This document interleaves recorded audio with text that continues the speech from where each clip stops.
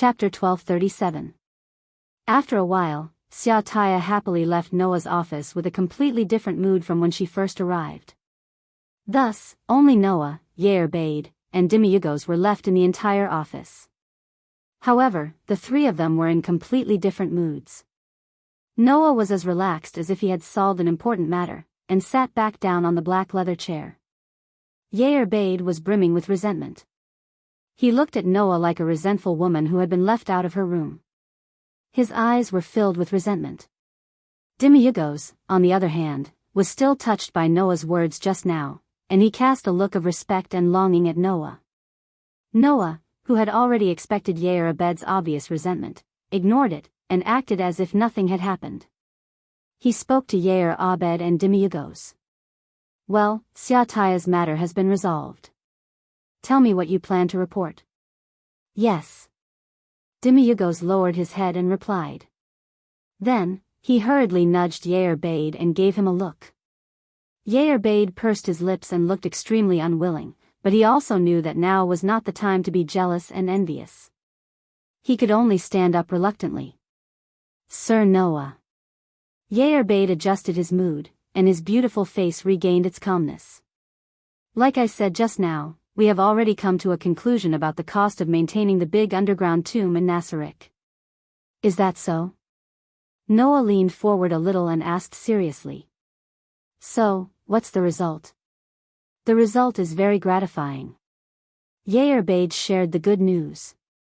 "Whether it's the gold coins in Yggdrasil, the gold coins from this world brought back from the surface, or even the gold coins given by Sir Noah, they can all be used to maintain the big underground tomb in Nasarek." Hearing this, Noah's eyes suddenly lit up. This was indeed an extremely good piece of news. If the gold coins of this world could really be used to maintain the big underground tomb in Nasarek, then there would be no need to deliberately save the gold coins in Yggdrasil in the treasure hall of Nasarek's underground tomb. They could develop without worry. In particular, the news that the gold coins given by Noah could also be used was even better. With a treasure house that could produce unlimited gold coins, there would be no need to worry about the cost of maintaining the big underground tomb in Nasarek in the future. At this moment, Demiurgos said. "However, we found that the three different types of gold coins used to maintain the big underground tomb in Nasarek have completely different degrees of consumption." "Completely different degrees of consumption?" Noah asked in confusion. "What's going on?" "This is the final confirmation after many experiments," Bade replied. "We found that the different types of gold coins used to maintain the big underground tomb in Nasarek have different degrees of consumption. For example, if we use three different types of gold coins to summon the same type of monster, the degree of consumption is completely different." Demiurgos presented a prepared report. "Sir Noah can take a look at the details." Noah did not hesitate and directly took the report from Demiurgos and began to read it. After a while, Noah understood what was going on. Simply put, the three types of gold coins used to do the same thing were completely different degrees of consumption. For example, if he used the gold coins in Yggdrasil to summon a level 70 monster, he would need to spend 100,000 gold coins. However, if he used the gold coins of this world to summon a monster of the same level, type, and race, he would need to spend 200,000 gold coins. If he used the gold coins that Noah took out from the gate of Babylon, he would only need to spend 10,000 gold coins to summon the same monster. Other than the summoning of the monster, the rest of the costs showed the same result. In other words, for the big underground tomb in Nasarek, the value of the gold coins that Noah took out from the gate of Babylon was 10 times greater than the value of the gold coins in Yggdrasil. The gold coins in Yggdrasil were twice as valuable as the gold coins in this world. Naturally, under such circumstances, the expenditure of the three types of gold coins for the same purpose would naturally be different. After this experiment, we are sure of one thing. Bade smiled slightly. That is, the problem of the maintenance cost of the big underground tomb in Nasarek can be used as long as it is gold coins. And the amount of money consumed is completely dependent on the gold content, Demiurgos said. Among the three types of gold coins, the gold coins that Lord Noah gave us have the highest gold content, so the consumption time is also the least. The gold coins in Yggdrasil have the second highest gold content, which is only 1/10 of the value of the gold coins that Lord Noah gave us. As for the gold coins in this world, they have the least gold content. Compared to the gold coins in Yggdrasil, their value is only half, Yerbade continued. Therefore, we are sure that the difference in cost is determined by the gold content. As long as it is gold coins, no matter where they come from, they can be used. So that's how it is. Noah came to a realization and smiled. In that case, we don't have to spend so much effort to earn money on the surface anymore, right? No, the money in this world still has its value. Demiurgos shook his head. According to the information we have, in this world, different human countries use different gold coins. It is generally difficult to use the gold coins of other countries in another country. Presumably, apart from the gold coins of this world, it will be slightly troublesome to use the two types of gold coins we have in this world. And when the people in the big underground tomb in Nasarek make items, they need to consume materials. These will need to be obtained from this world in the future. Yerbade nodded. If we have the gold coins of this world, then we can buy a large amount of materials from this world to make all kinds of items. That's true. Noah also nodded. This can indeed avoid a lot of trouble. In addition, we also found a coin box in Nasarek, Demiurgos said with a smile. That is a tool used to exchange gold coins in Yggdrasil. As long as you put an item in, the coin box will be able to appraise the value of the item and exchange it for gold coins in Yggdrasil of the same value. What? Noah suddenly smiled helplessly. So there is a way to obtain gold coins in Yggdrasil? Then wouldn't my efforts be in vain? You can't say that, Yerbade quickly said. After all, compared to gold coins, all kinds of items and magical tools are undoubtedly more useful. It would be a waste to put them in the coin box. Moreover, the value of the items appraised by the coin box will definitely be lower than the original value of the item. Even if you let someone with a merchant profession operate it, it will still be much lower than the original value. Demiurgos agreed. So, as for the coin exchange box, it's better not to use it unless it's absolutely necessary. Noah nodded in understanding. Regardless of the value, compared to gold coins, Noah naturally hoped to obtain magical tools with all kinds of wonderful uses. If he ran out of gold coins, he could think of other ways to obtain them. However, if he ran out of precious magical tools, it would definitely be much harder to obtain them than gold coins. Moreover, compared to carrying money with him, magical tools that could be used at critical times were undoubtedly much more precious. Unless it was absolutely necessary, Noah would not exchange his precious items for gold coins. Thus, Noah stood up. All of you, come with me to the library. Yerbade and Demiurgos both nodded. Chapter 1238. On the 10th floor of the underground tomb of Nasarek, there was a huge library. It was a dark brown library. The atmosphere in the air was very calm, and there was a gentle magical light that illuminated every corner of the library. The high ceiling was circular. There was a huge door outside. The size of the door was comparable to the door of the throne room. On both sides of the door, there was a gorm that was more than 3 meters tall. The gorms had the appearance of a warrior, and their bodies flickered with a luster that normal stones or metals could not have. It was obvious that they were made from extremely rare materials. Although they were inanimate objects and their auras could not be sensed, the solemn atmosphere around the two gorms told others that they were definitely much stronger than normal gorms. With Noah in the lead, Yerbade and Demiurgos on his left and right like bodyguards, the three of them arrived in front of the huge door guarded by the gorms. If it was anyone else in the underground tomb of Nasarek, they would have knelt down upon seeing Noah. However, the gorms did not have intelligence, nor were they living creatures. They were just weapons, so they naturally did not have such knowledge. Thus, Yerbade and Demiurgos could not reprimand the two gorms for being rude, and Yerbade spoke loudly. Open the door. Reacting to Yerbade's words, the gorms standing on both sides of the door suddenly moved. Like stone giants and robots, the two gorms clumsily moved to the side and slowly pushed open the huge door. In the next moment, a space that was more like an art gallery than a library appeared in front of Noah's eyes. It was a space with all kinds of huge bookshelves. The walls, floor, and even the bookshelves were decorated with countless decorations. There was not even a speck of dust on the bright and clean floor, and beautiful patterns were drawn on it. There was also a huge wet mural on the ceiling. From here, one could see the second floor on both sides.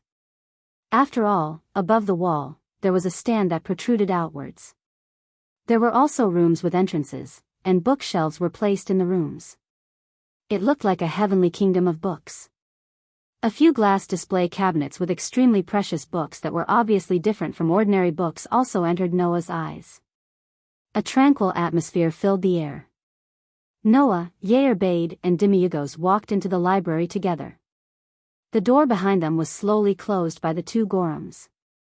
Right now, Noah, Yerbade, and Demiurgos were in a place called the Realm of Reason. The huge library that existed in the 10th floor of the Great Tomb of Nasaric was divided into 3 sections: the space of knowledge, the space of reason, and the space of magic. Noah looked around and exclaimed as he walked along the aisles separated by bookshelves. Is this the library on the 10th floor of the Nasaric catacombs? In fact, Noah already knew about the existence of this library. That was because some of the books stored in this library were extremely precious to the Great Tomb of Nasaric. The books here could be divided into 5 types. The first type was the summoning book used to summon monsters. The summoning of high-level magical creatures that were not automatically reborn required a summoning ritual and a corresponding amount of money before it could be carried out. The item required for the summoning ritual was the summoning book. If one did not use the summoning book but used summoning magic to summon monsters, then the monsters that were summoned were the most common and low-level monsters. The monsters that were summoned using the summoning book were not only very rare, but their levels were also much higher than ordinary monsters. Even their magic, skills, and races were very rare. The second type was the item book used to store magical props. Some special and precious magical props with very powerful effects and functions were stored in these item books. The third type was the magic book used to use them. In Yggdrasil, sometimes, if one wanted to change into a specific profession or race, they would need the corresponding items.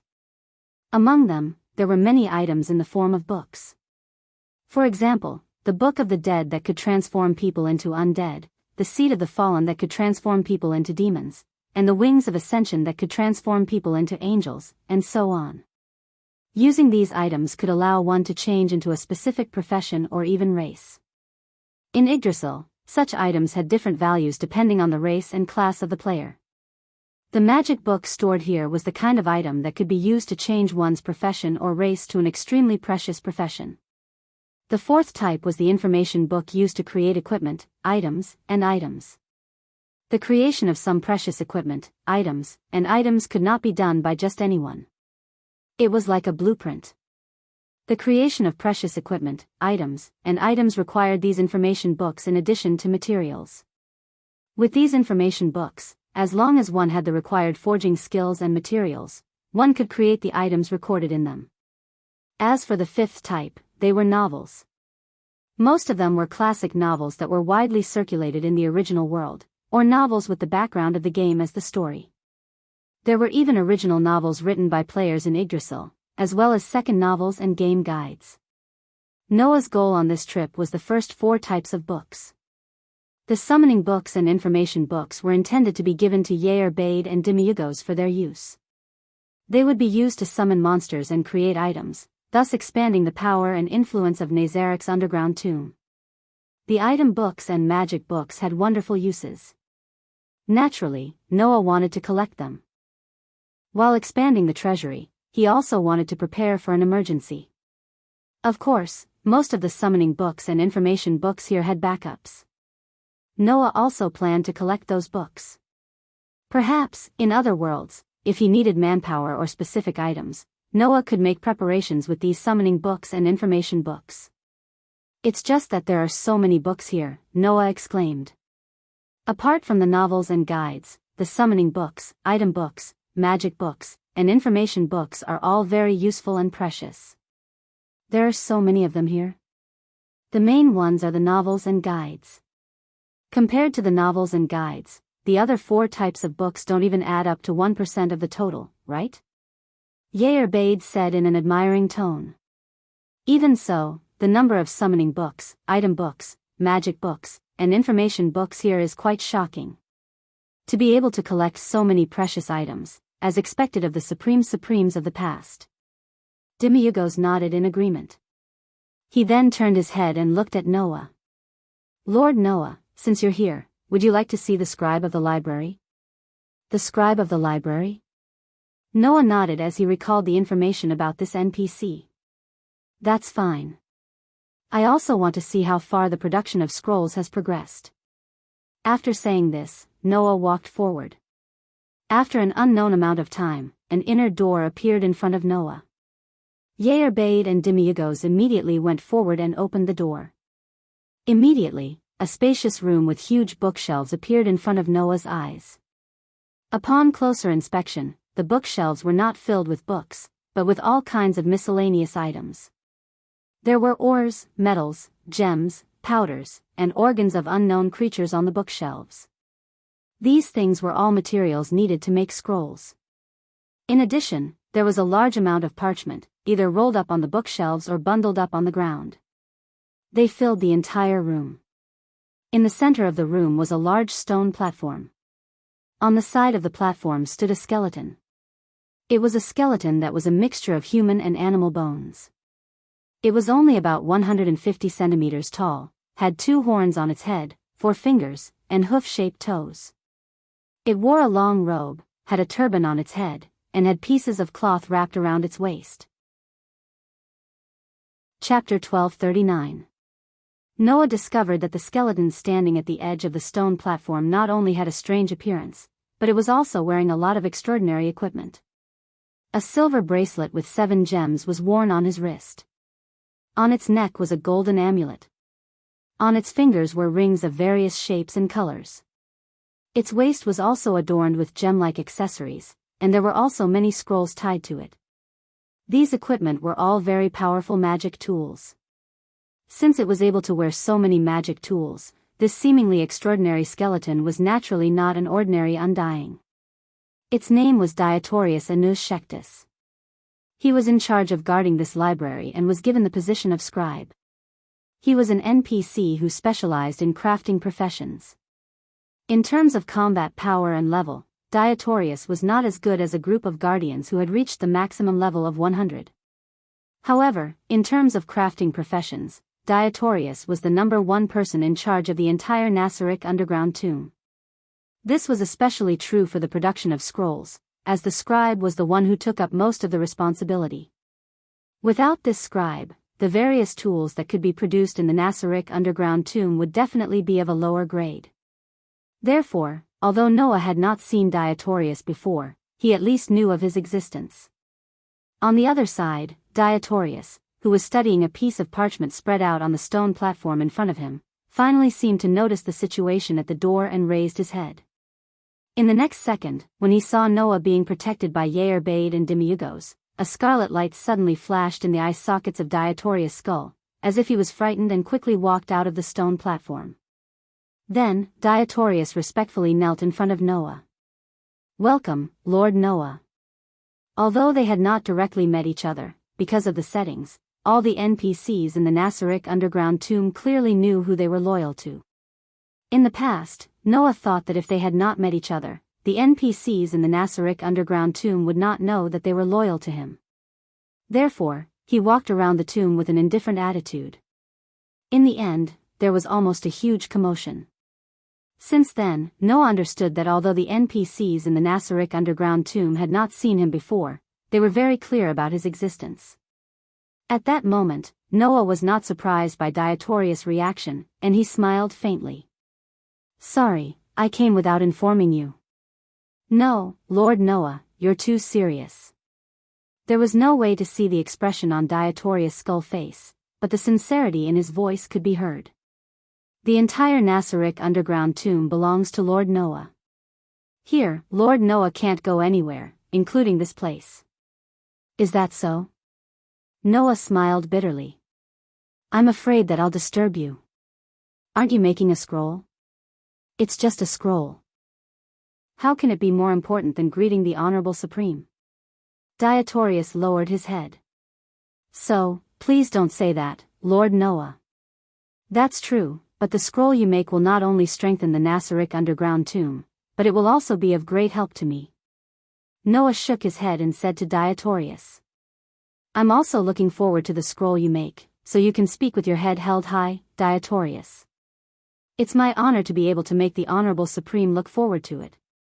Diotorius seemed to be delighted.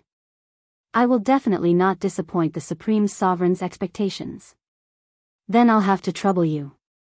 Noah nodded and asked. Is the production of the scroll going smoothly? There has been a lot of progress so far, Diotorius said respectfully. At the very least, I can confirm that there are requirements for the parchment paper used to make scrolls with different levels of magical effects. Oh? Noah asked curiously. How should I put it? After experimenting, I can basically confirm that the parchment paper brought back from the surface can only be used to make magic scrolls of the second level, Diotorius said. As for the third level of magical effects, there's no way to use parchment paper to make them. Is that so? Noah frowned slightly. In other words, the parchment paper in this world isn't suitable for making scrolls? I'm not sure yet. It could also be that my method of making scrolls is different from the method of making scrolls in this world. Diotorius said truthfully. After all, I heard that the potions in this world are very different from the potions in the Nasaric underground tomb. In this world, under normal circumstances, there were 3 ways to make potions that were used as recovery potions. The first was a potion made from herbs. This kind of potion lacked speed and only had the effect of strengthening one's original abilities. For example, it could strengthen one's arm, recover one's stamina, or increase one's endurance. Not only was the effect not satisfactory, but there was also a big problem with the efficiency. The only advantage was that it was very cheap. The second was a potion made from a mixture of magic and herbs. The effect of this kind of potion would be faster than the first, but it still required time. Most adventurers preferred to use this kind of potion. After a battle, they would drink a bottle and slowly recover. The third type was a potion that was made using only magic. This kind of potion was made by injecting magic into an alchemy solution. The effect of the potion would be immediately apparent and had the same effect as the magic that was injected. It was similar to magic scrolls and magic tools that could only be used on oneself. Therefore, this kind of potion was also more expensive. Compared to these 3 kinds of potions, the potions in the Nasaric underground tomb were different. Judging from this, the difference in the production method had a big impact on the items that were made. With my production method, no matter how many times I experiment with the parchment paper that is brought back from the outside, as long as it is used to make scrolls that exceed the 3rd level, it will immediately be scrapped, Diotorius said regretfully. However, if you use higher-level paper materials, you can make higher-level magic scrolls. If you use the highest-level paper materials, such as dragon skin, you can even make a 10th-level magic scroll without any problems. Dragon skin? Noah was deep in thought. Dragon skin was, of course, a high-level item that couldn't be any higher. After all, whether it was this world, the game, or even the other worlds, creatures like dragons were generally more powerful creatures. In this world, dragons were even known as the strongest race.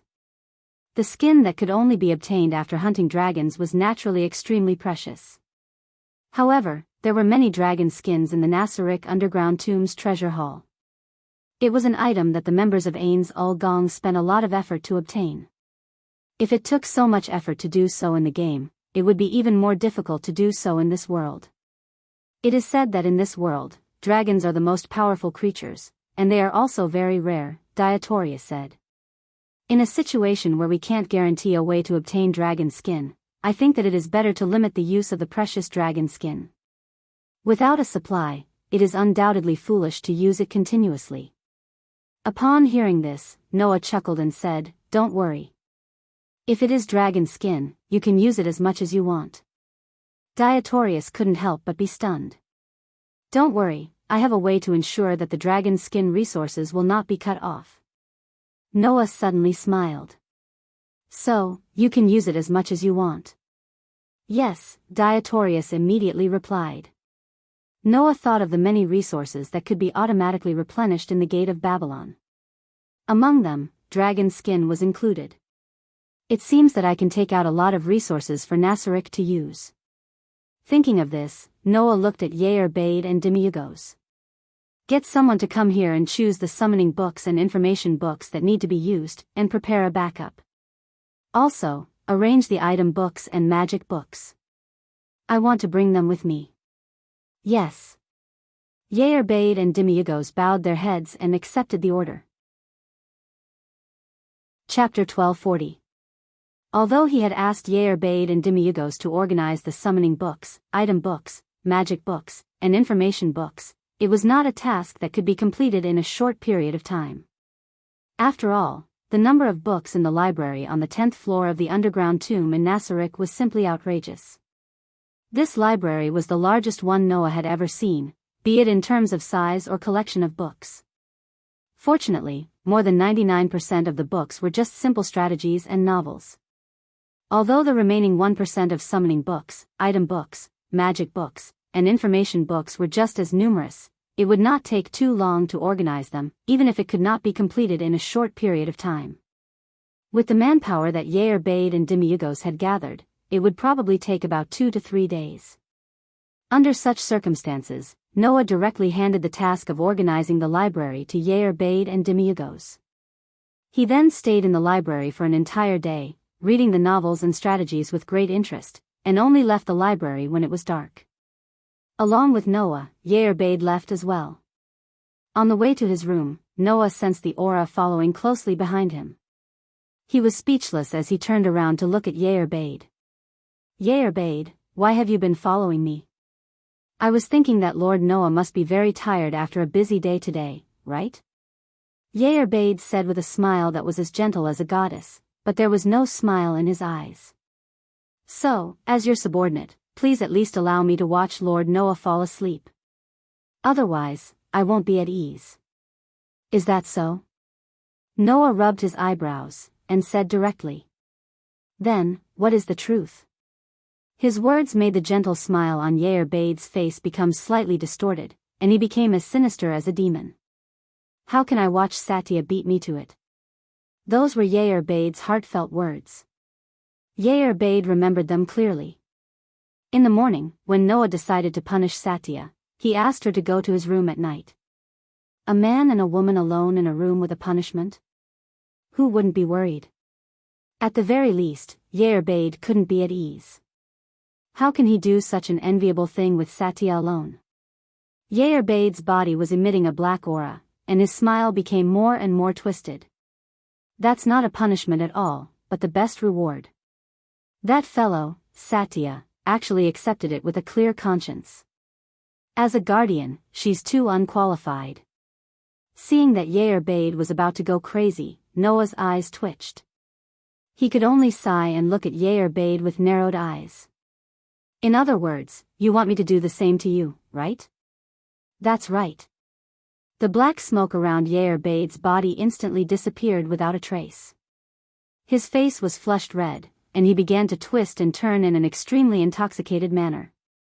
May the benevolent and merciful Supreme Sovereign bestow upon me an equal reward, no punishment. Upon hearing this, Noah stared at Yair Bade speechlessly. Under Noah's gaze, Yair Bade gradually woke up from his intoxicated state, and his pretty face suddenly became somewhat unnatural. That. May I ask what I did wrong? No, you didn't do anything wrong. Noah suddenly smiled, and it was an extremely mischievous smile. However, since it's the request of the chief guardian, who has worked hard and performed a great service, then I'll fulfill your wish and let you suffer the same punishment as Satya. Seeing Noah's smile, for some reason, Yair Bade had an ominous premonition in his heart. However, this ominous premonition was immediately drowned out by ecstasy. Finally. Yair Bade's tears flowed out. I've finally waited for the time when the Supreme Sovereign will favor me. While saying this, Yair seemed to have thought of something. He twitched the tip of his nose and sniffed his own body. Then, his expression changed, and he hurriedly said to Noah, Lord Noah, please give me some time. I'll go take a bath first. After saying this, Yair slipped away with a whoosh and disappeared without a trace. What bath are you taking? Noah looked in the direction Yair had left, and the corners of his mouth lifted slightly. Anyway, it's not something that can only be done after taking a bath. After saying this, Noah turned around, feeling amused.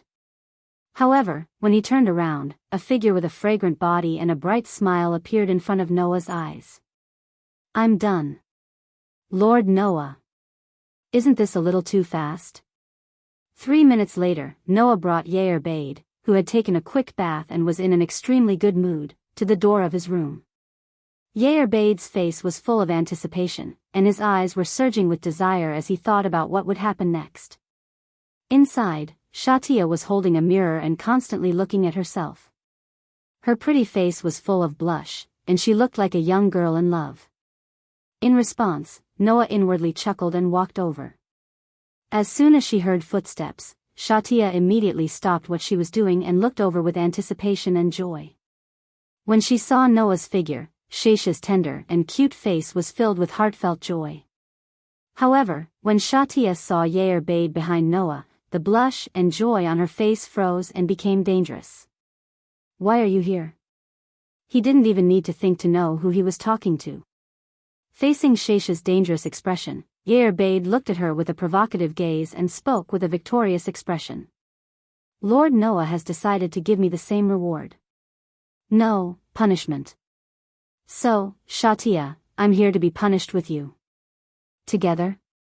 Shesha's expression became even more dangerous, and she looked at Yair with murderous eyes. You hateful slut, how dare you ruin my plans, what? Don't tell me you don't want to be together? Yair looked down at Shatia condescendingly and said. In that case, you can ask Lord Noah to waive your punishment. I can bear it alone. How is that possible? Shatia yelled with a fierce expression. Fine, let's do it together. It's better than letting you beat me to it. Don't think that we'll be tied if we do it together. Yair also revealed a sinister expression. I'll definitely make Lord Noah punish me first. Humph. Shatia snorted in disdain. Let's wait and see. As a result, the two guardians of the underground tomb glared at each other, and there were even sparks in their gazes. Little did they know that looking at Yair and Shatia, the smile on Noah's face was also very bright. It was a smile that looked like a prank that was about to succeed. When Yair and Shatia entered the room under Noah's lead and arrived in the hall, the two girls saw it at the same time. There was a crystal ball on the table in the hall. It was something that wasn't originally in this room. Lord Noah? Yair asked in puzzlement. What's this? Are you talking about this crystal ball? Noah stepped forward and patted the huge crystal ball. This is your next punishment. Our next punishment? Yair and Shatia were stunned on the spot. Seeing this, Noah shrugged and slowly stroked the crystal ball. The next moment, the crystal ball suddenly lit up and a scene appeared. It was a scene of many densely packed black dots crawling on the ground. This is... Shatia said with some uncertainty. Ants? Yes. The densely packed black dots crawling on the ground were all ants. Both of you, listen carefully, Noah suddenly said. Next, you will stay here and count ants. Count. Count ants? Yair and Shatia were completely stunned. That's right, and you have to count until dawn, Noah said with a faint smile. Tomorrow, I will ask you how many ants are crawling on the crystal ball. If you answer correctly, your punishment will be over. If you answer incorrectly, you will continue counting the next night. If you keep answering incorrectly, you will continue counting. This is your punishment. Yair and Shesha's vision turned black at the same time and they fell to the ground. Chapter 1241. The next day, when Noah woke up from his sleep, the familiar soft touch and body temperature in front of him awakened the rest of his muddled consciousness. Opening his eyes, Noah felt the light weight in front of him as he reached out and slowly lifted the blanket. In the next moment, a cute elf girl appeared in Noah's field of vision. Huff. Huff, the girl seemed to still be in a deep sleep. Her extremely subtle breathing sound faintly rose and fell in the silent space, making the air seem to carry a slight fragrance. The silver-white long hair was extremely soft as it hung down her slender and white back, covering the elf girl's entire back. The elf girl was completely naked, only wearing a pair of black knee socks.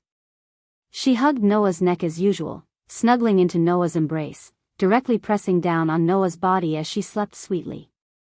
Who else could it be other than Aster? This familiar scene made Noah's expression involuntarily relax.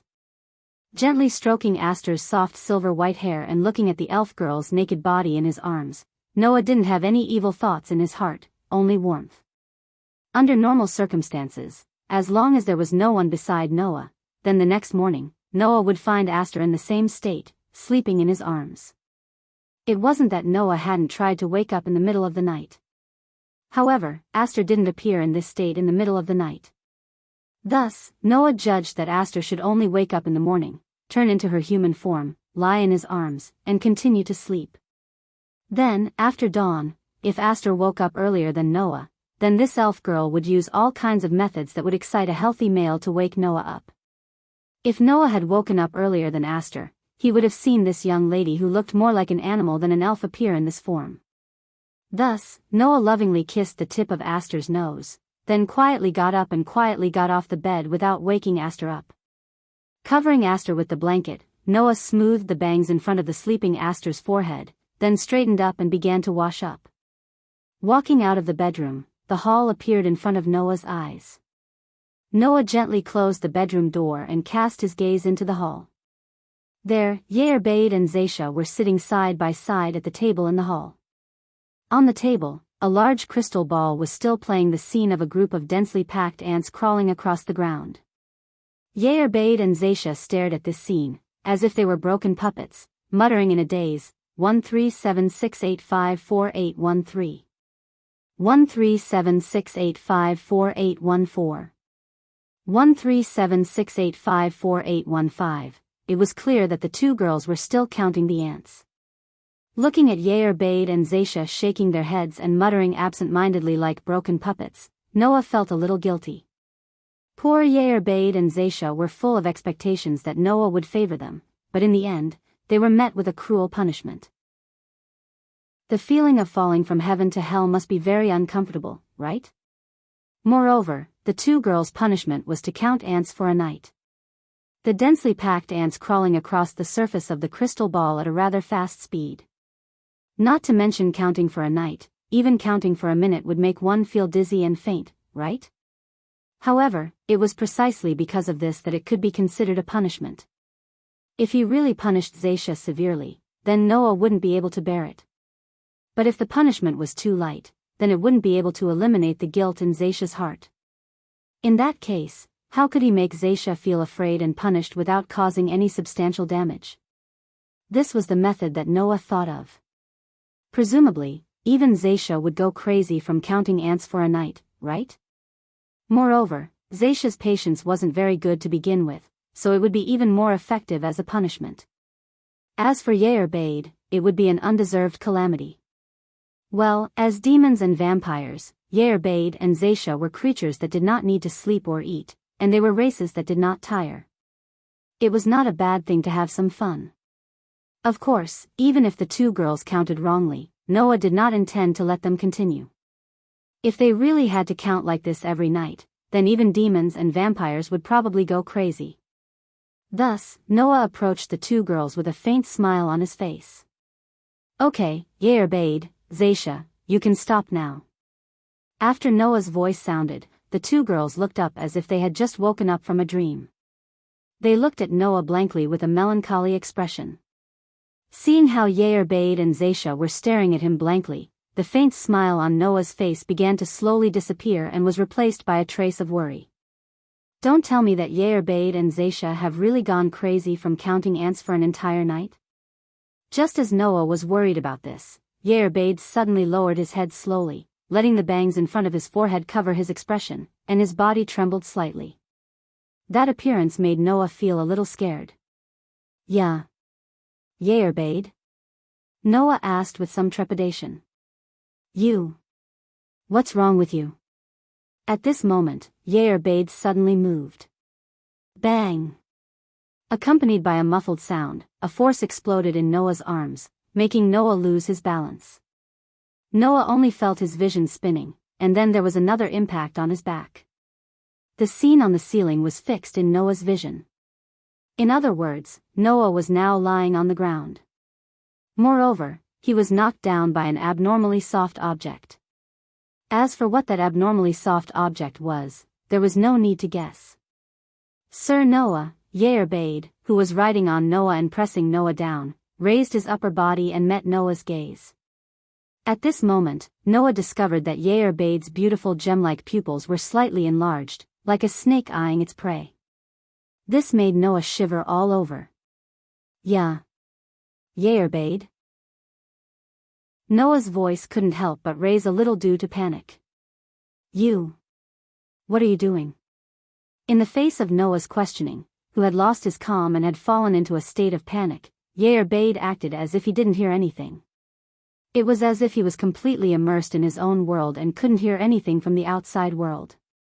I can't hold it in anymore. Yerbade said drunkenly, as if he was drunk. I keep telling myself. I have to hold on. I have to hold on. As long as I hold on, until I finish counting the ants, then I will be able to obtain Sir Noah's favor. Now. Now. Finally, this moment has come. Right? Cold. Calm down, Yerbade. Noah could only struggle to get up. Get off of me first. However, no matter how much Noah struggled, there was no way for him to break free from Yerbade's restraints. My level has already reached LV4, and my all ability is at the SSS stage. In terms of physical ability, I am stronger than Hercules, who descended in the form of a servant, but there is no way for me to push Yerbade away. In fact, Noah couldn't push Yerbade away. Firstly, it was because Yerbade was a max-level warrior character with extremely high physical attributes. Secondly, it was because the place he touched was too soft, so Noah couldn't use his full strength. In such a situation, Yerbade murmured in a daze. It's all Sir Noah's fault. Undoubtedly, I'm looking forward to it, but I can't get what I want. That's right. It's all Sir Noah's fault. The corners of Noah's mouth began to twitch. It was at this time that Xiataya made her move. That's right. It's all Lord Noah's fault. Zaisha stood up shakily and suddenly raised her head. Like a predator, she bared her fangs and brandished her claws as she pounced towards Noah. It's all Sir Noah's fault. Noah was directly pounced on. Together with the two girls, he rolled on the ground in a sorry state. That's enough. Noah couldn't stand it anymore and roared. Chapter 1242. Noah's Gate of Babylon was a treasure trove jointly built by Gaia and Alea, the two suppressive forces. Even the hero King Gilgamesh, who claimed to have all the treasures of an era, could only stare at the treasures inside. Noah's Gate of Babylon had all kinds of rare resources such as fine steel, dragon skin, and so on. In addition, Noah's Gate of Babylon had the ability to automatically replenish consumables. There were many resources that were extremely precious in the eyes of others, but they were inexhaustible and inexhaustible. For the development of the underground tomb in Nassarik, Noah asked Yerbade and Demiurgos to sort out all the summoning books, item books, magic books, and information books in the library to enrich the Gate of Babylon. At the same time, he also took out many of the precious resources in the Gate of Babylon and provided them to the underground tomb in Nassarik for use. With these precious resources, the production of all kinds of items in the underground tomb in Nassarik would definitely be fruitful. As for the summoning books, item books, magic books, and information books that Yerbade and Demiurgos sorted out, they were all put into Noah's Gate of Babylon. Yair and Demiurgos took the copies of the summoning books and information books with them. They also took a large amount of gold coins from Noah and prepared to summon high-level monsters. They also started to let the NPCs in the crafting department use the information books to create all kinds of equipment, items. As for the summoning books, considering that the space in the underground tomb in Nasarek was limited, Yair and Demiurgos still needed to discuss how to use them. Otherwise, if they only carried out the summoning, the sudden increase in the population of the underground tomb in Nasarek would definitely cause these monsters to become a burden.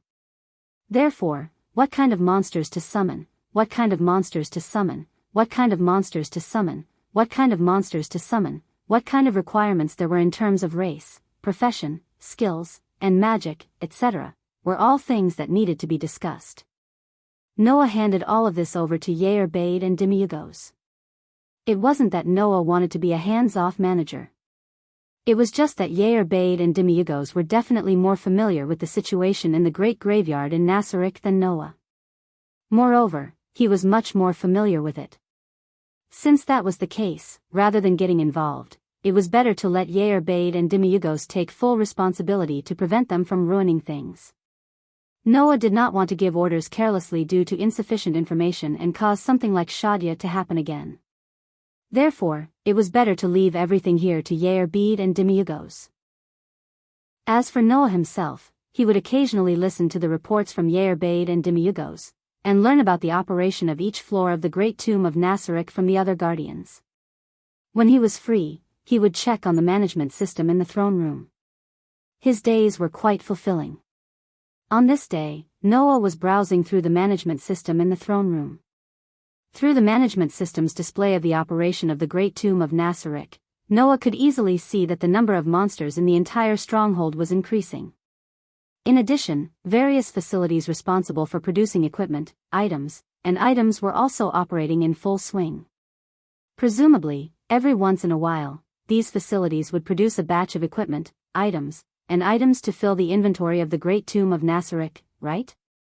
It's going well, Noah said as he flipped through the main window that appeared in front of him. If it continues to develop at such a high speed, can the supply of resources be maintained?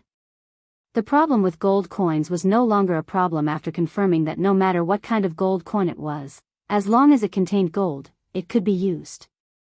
However, producing equipment, items not only required gold coins, but also various materials.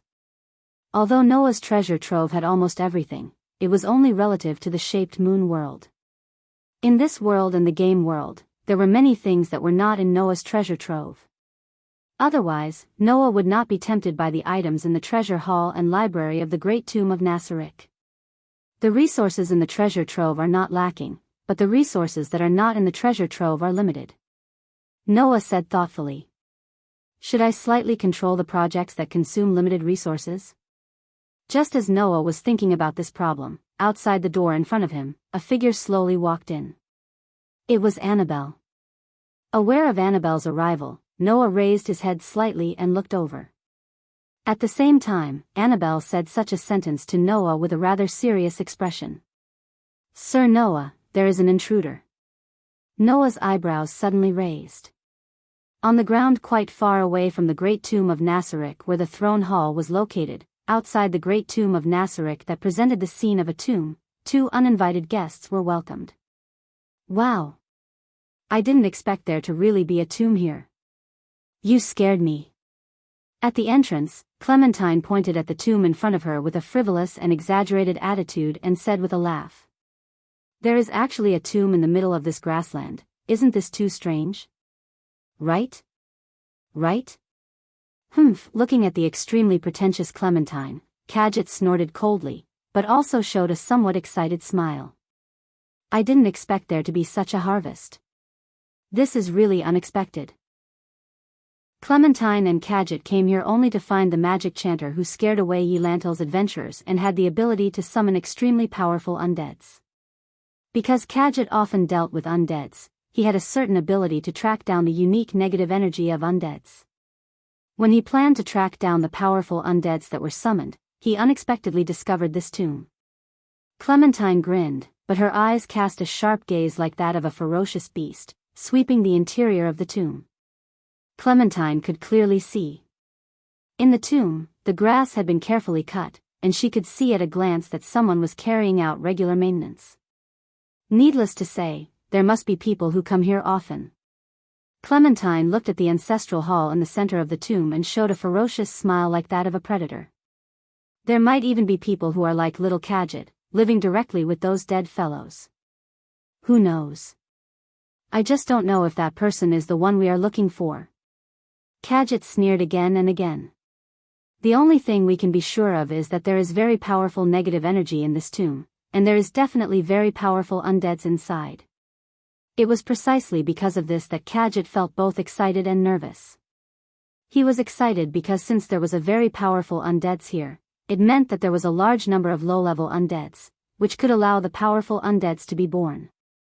The existence of a large number of undeads meant a large amount of negative energy. Kadjit's goal was precisely this negative energy. However, facing such an undead's army that had a powerful undeads as their commander, could the two of them win? This was what made Kadjit nervous. What? Clementine said in a light tone. Little Kadjit, are you scared? What about you? Kadjit looked at Clementine speechlessly. Aren't you scared? Scared? Clementine seemed to be amused, laughing loudly in a way that was completely unlike a young girl. That laughter was extremely sharp, so sharp that it was even a little disgusting. With such a loud laugh, Clementine held her abdomen, and her voice carried a hair-raising cruelty.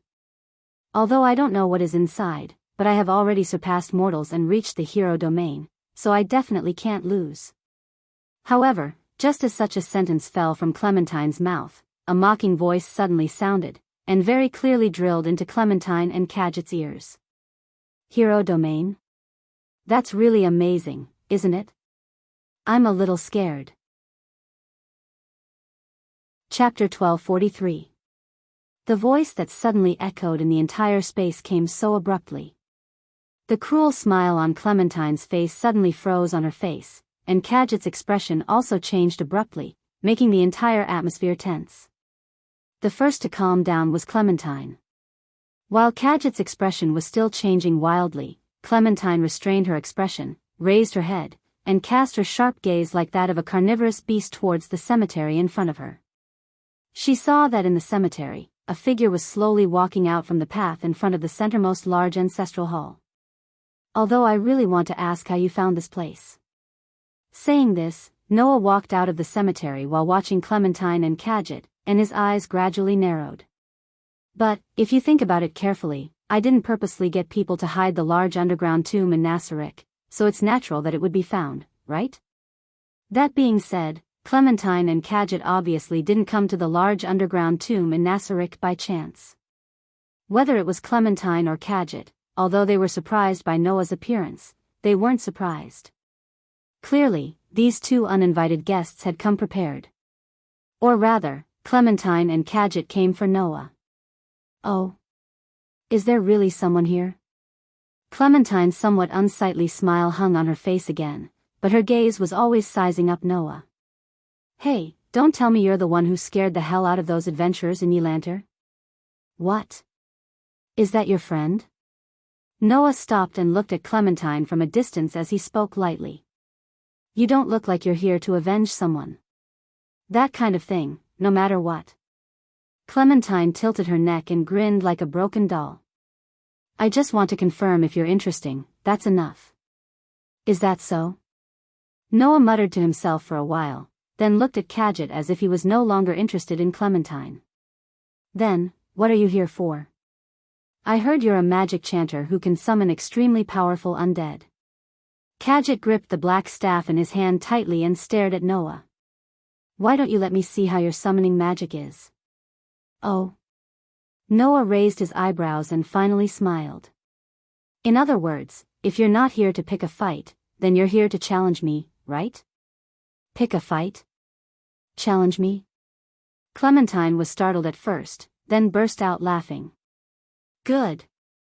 That's a good way of putting it. I like that way of putting it. In the next second, Clementine's laughter came to an abrupt halt. A killing intent that was as sharp as a blade that made one's skin hurt suddenly erupted from her body. That's right. I'm here to pick a fight. As soon as she finished speaking, Clementine stomped her feet on the ground and shot forward. In the meantime, in Clementine's hand, a short awl suddenly flashed and was held in her hand. As she waved it, it tore the air apart. With a sharp sound of wind breaking, Clementine flashed in front of Noah with a sneer. That speed was as fast as the wind. Shio dash.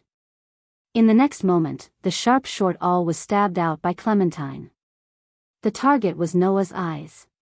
Ding dash. A crisp sound of collision shook the air slightly.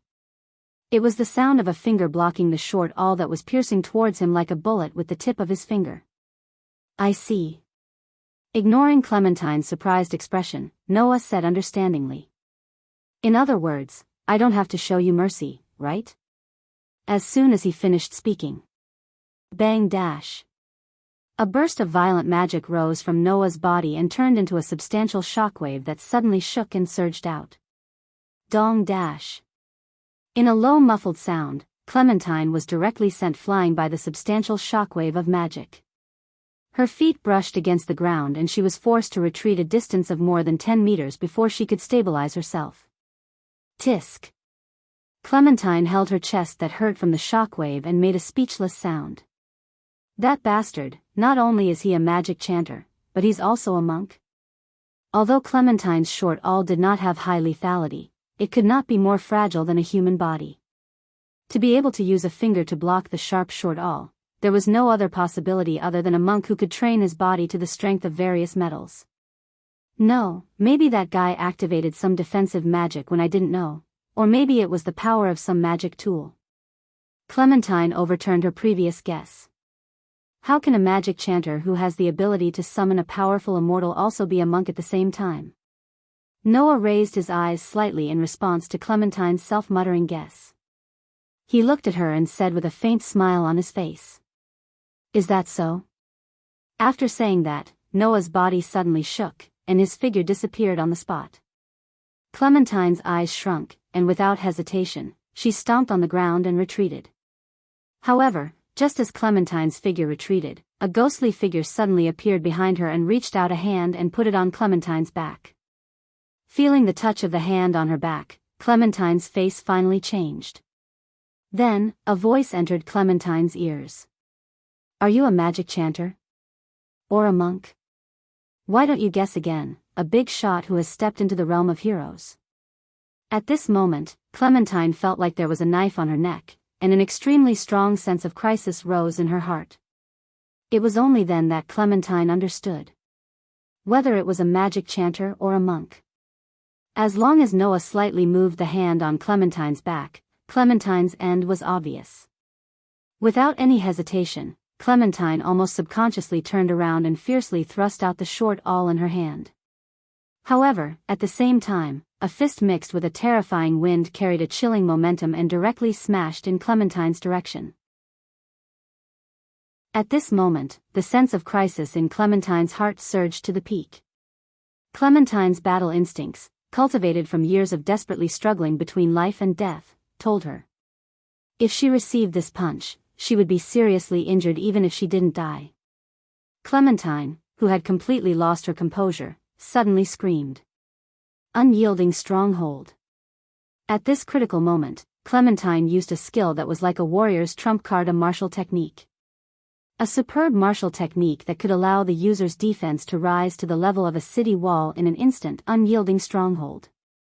Therefore, in the next moment, the fist carrying a terrifying wind collided with the short awl that suddenly flashed with the light of a martial technique. Bang! In the sound of something exploding, the short awl collided with the fist carrying a terrifying wind. The short awl, whose defense was raised to the level of a city wall in an instant, was actually directly blasted apart by the frightening strength of the fist. Crack!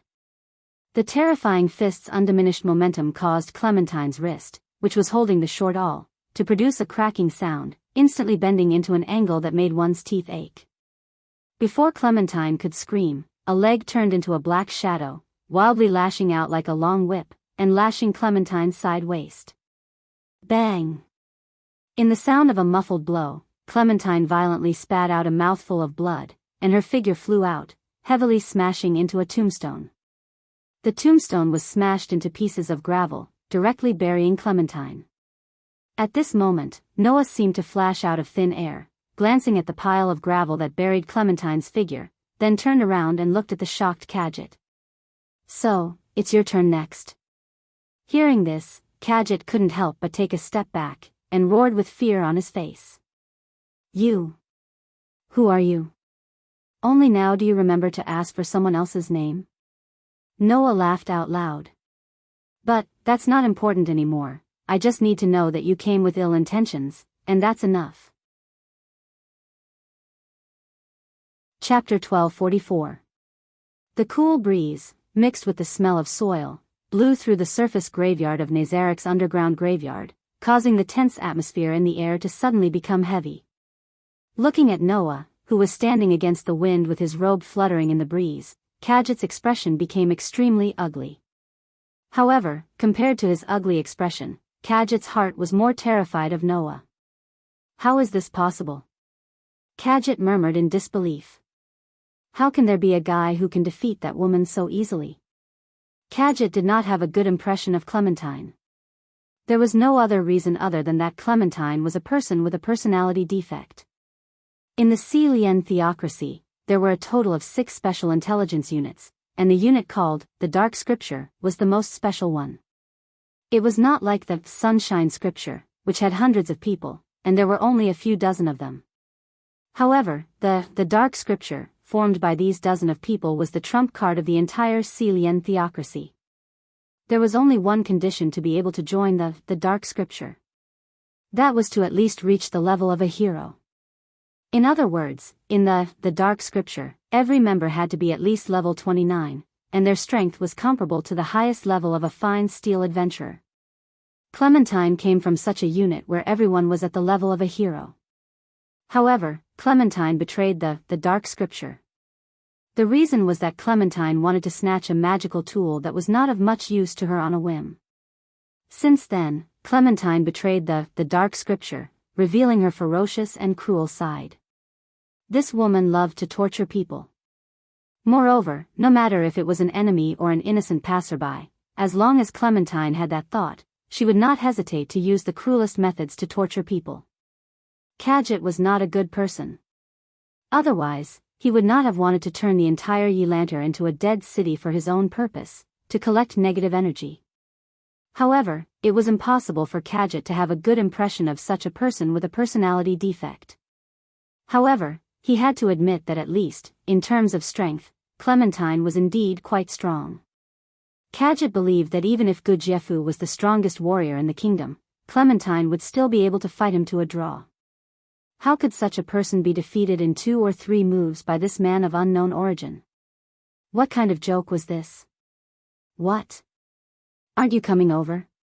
Seeing Kadjit's ugly face, Noah sneered. "You're the ones who came looking for trouble, and I've personally come out to accept the challenge. Why don't you show some promise? Don't underestimate me." Kadjit's heart was filled with anger as he whispered in a hoarse voice. "Even if you can defeat that person with a personality defect, as a magic chanter, you will never be able to defeat me." With these words, Kadjit raised the hand that wasn't holding the black staff. In that hand, there was a pitch-black bead, so black that it was beginning to turn purple. Clementine had once said that the summoning magic that Kadjit could use was of a lower level, but it could be amplified through precious magical tools and unleash great power. That magic tool was the bead in Kadjit's hand. "Just watch. The power of my orb of death." Kadjit roared loudly. "Come out for me, Bone Dragon." As his voice fell, a dazzling light suddenly flickered on the pitch-black orb. Following the activation of the magic tool called the Orb of Death, the entire ground began to tremble. Noah's eyebrows slightly wrinkled. With his outstanding sensing ability, Noah could clearly feel it. Underground, there were 2 more auras. Katja, immediately after, the ground in front of Kadjit cracked and slowly protruded. Peng dash. The protruding ground suddenly exploded, revealing two gargantuan figures. They were two colossal creatures that were more than 3 meters tall and formed from countless human bones, with long necks and bones forming wings. Impressively, they were bone dragons. Roar dash. The two bone dragons' eye sockets flashed with ominous glints as they faced Noah's direction and let out a roar that shook the atmosphere. Ha ha ha ha ha. Just watch. This is the power of the Orb of Death. The appearance of the bone dragon seemed to have restored Kadjit's confidence, and he let out an unpleasant laugh. The bone dragons have an absolute resistance to magic. No matter what kind of magic chanter you are, they are invincible natural enemies. Even if you defeat that person with a flawed personality, as a magic chanter, you definitely can't win against two bone dragons. Kadjit, who was laughing like this, didn't notice. Noah, who stood against the wind amidst the sound waves emitted by the two bone dragons, had traces of interest and ridicule in his eyes. The interest was towards the Orb of Death in Kadjit's hands. Although he didn't know what kind of magic tool it was, there wasn't such an item in the large underground tomb of Nasarek, which made Noah quite interested. As for the ridicule, it was directed towards Kadjit. In the battle with Clementine just now, Noah didn't even use a single spell. The whole battle was mainly close combat. In the end, Kadjit still thought that Noah was a magic chanter. He was really stupid beyond belief. At that moment, Noah sighed expressionlessly and raised a hand. Two golden ripples, like water waves, suddenly fluctuated in the space on both sides of Noah's body. Two long spears popped out, like arrows knocked on a bowstring, and suddenly aimed at the two huge bone dragons. Kadjit only saw two golden lights suddenly flash in front of his eyes. That was the scene of the two long spears explosively shooting out, flying towards the two bone dragons like meteors. Immediately after, the two long spears, which were extremely small compared to the bone dragons, fell on the bone dragons like beams of light. Pung! The sound of the collision neatly overlapping each other resounded. The two bone dragons were directly blown apart by the two long spears, turning into bones that filled the sky, sprinkling down from midair. Kadjit was aghast. Noah ignored the horrified Kadjit and cast his gaze on the orb in his hand. You seem to be holding something interesting. Then take it as my reward for accompanying you for so long. Noah lifted his feet and walked in the direction of Kadjit. Kadjit's face was filled with fear as he staggered backwards. Pung! At this moment, a muffled explosion resounded. Only to see that the pile of stones formed by the smashed tombstones suddenly burst open, and a figure scuttled out from within. Gale break. This was a martial skill that could increase speed.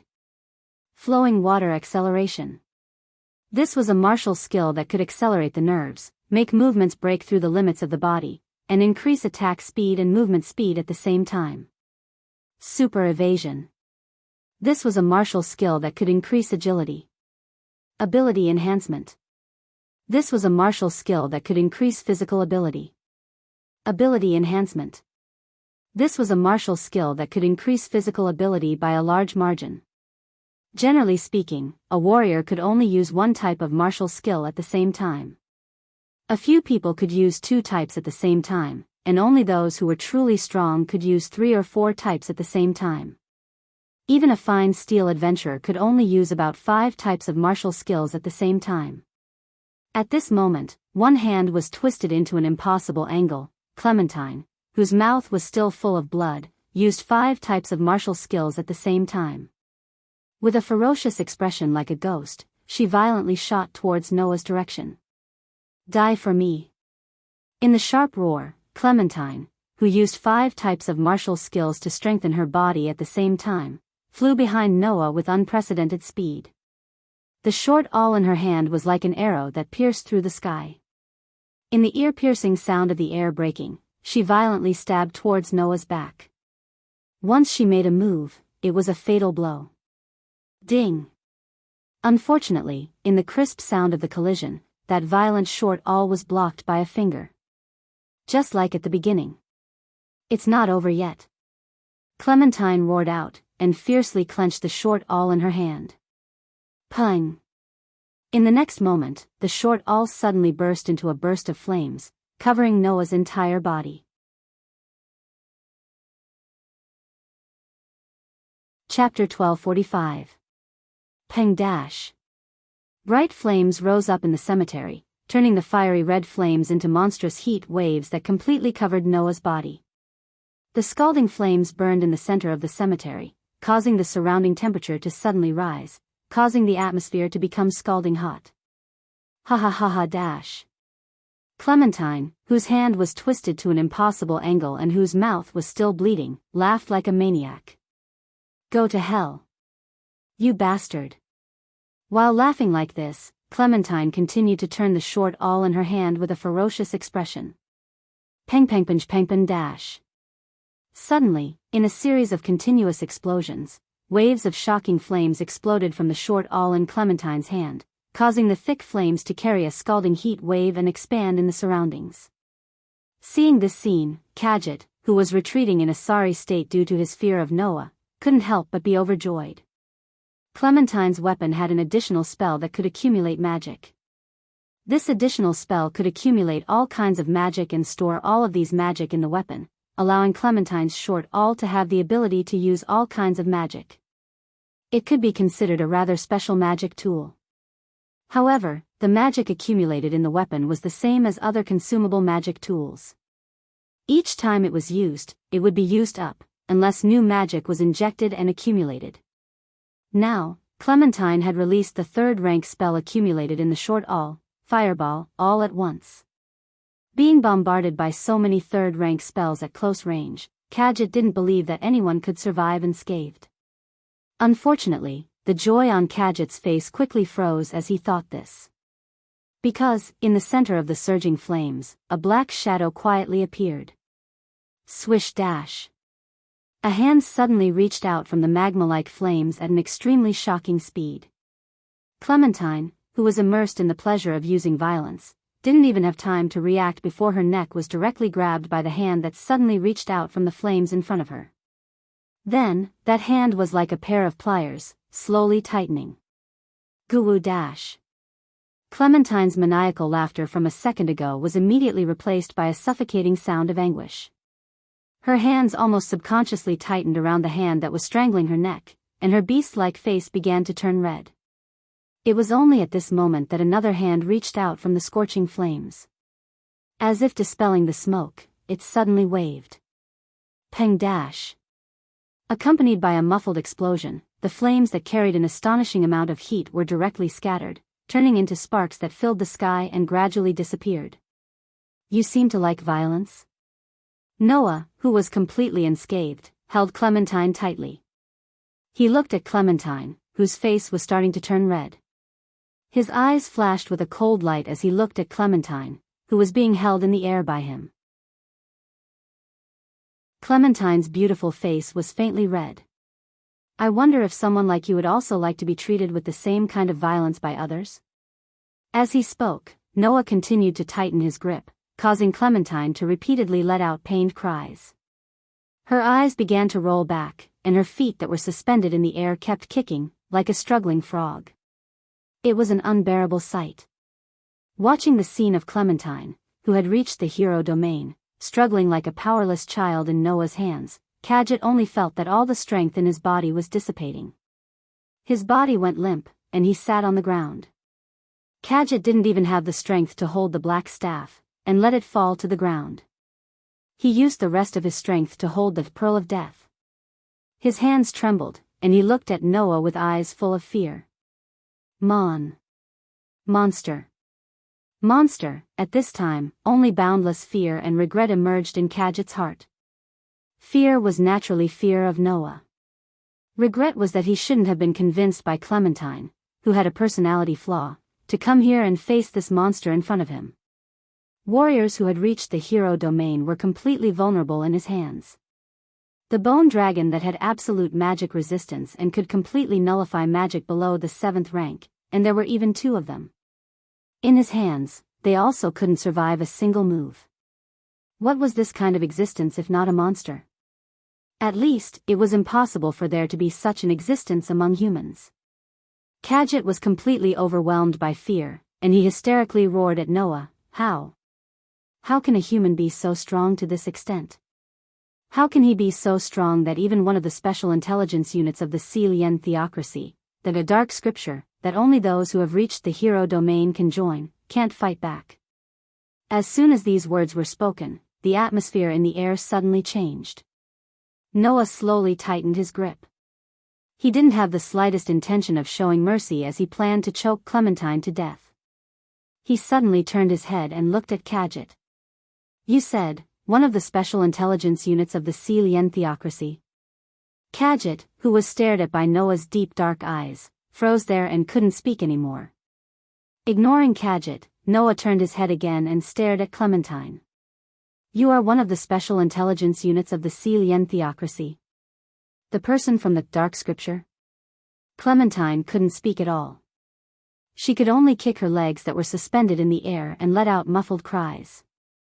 Under this kind of situation, Clementine's breathing gradually became weak, and the strength of her struggling also began to slow down bit by bit. If this continued, it would only take less than 5 seconds for a powerhouse who had reached the limit of a human to be reduced to suffocating to death. At this time, Noah let go of his hand. Clementine, who fell due to gravity, directly fell to the ground.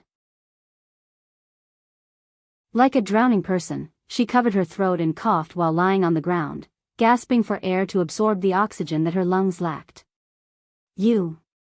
Clementine raised her head with difficulty, her pair of bloodshot eyes stared straight at Noah, her face like a ghost. You bastard, so you still have the strength to curse? Noah looked down at Clementine from above, his face completely cold. Very good, it's good that you can speak. I still have a lot of things to ask you, I hope you still have the strength to speak. Clementine's face twisted. It was because of anger, but also because of fear. Driven by the two emotions, Clementine squeezed out a voice with a ferocious expression. You, what exactly, do you plan to do? What do I plan to do? Noah laughed coldly. There are a lot of things I plan to do, such as answering the question of why the people from the dark scripture came here. But there's plenty of time for that. In short, I hope you can tell me the location of the capital of the Sealian theocracy. That will save me the trouble of having Demiurgos investigate. Noah didn't give Clementine a chance to reply. He pinched Clementine's face and curled his lips into an arc that sent chills down her spine. Of course, I don't need you to cooperate. There are plenty of ways to get information from you in Nazarik's underground tomb. Don't you like violence? Now, be prepared to endure all the violence you'll inflict in your life. After saying this, Noah pushed away Clementine's face without showing any mercy. Clementine fell heavily to the ground and let out a pained cry. Ah! On the other side, Kadjit finally collapsed under the attack of fear. Kadjit didn't even want the pearl of death in his hand. He directly threw away the magic tool that he regarded as his life. He scrambled to his feet and staggered in the opposite direction of Noah. Now, Kadjit only had one thought. That was to leave this place as soon as possible. This wish was extinguished. Poochie! A tearing sound resounded. Kadjit's sorry figure and mournful screams simultaneously stopped in the air. Sharp blades pierced through Kadjit's body from all directions. And those sharp blades were the arms of monsters.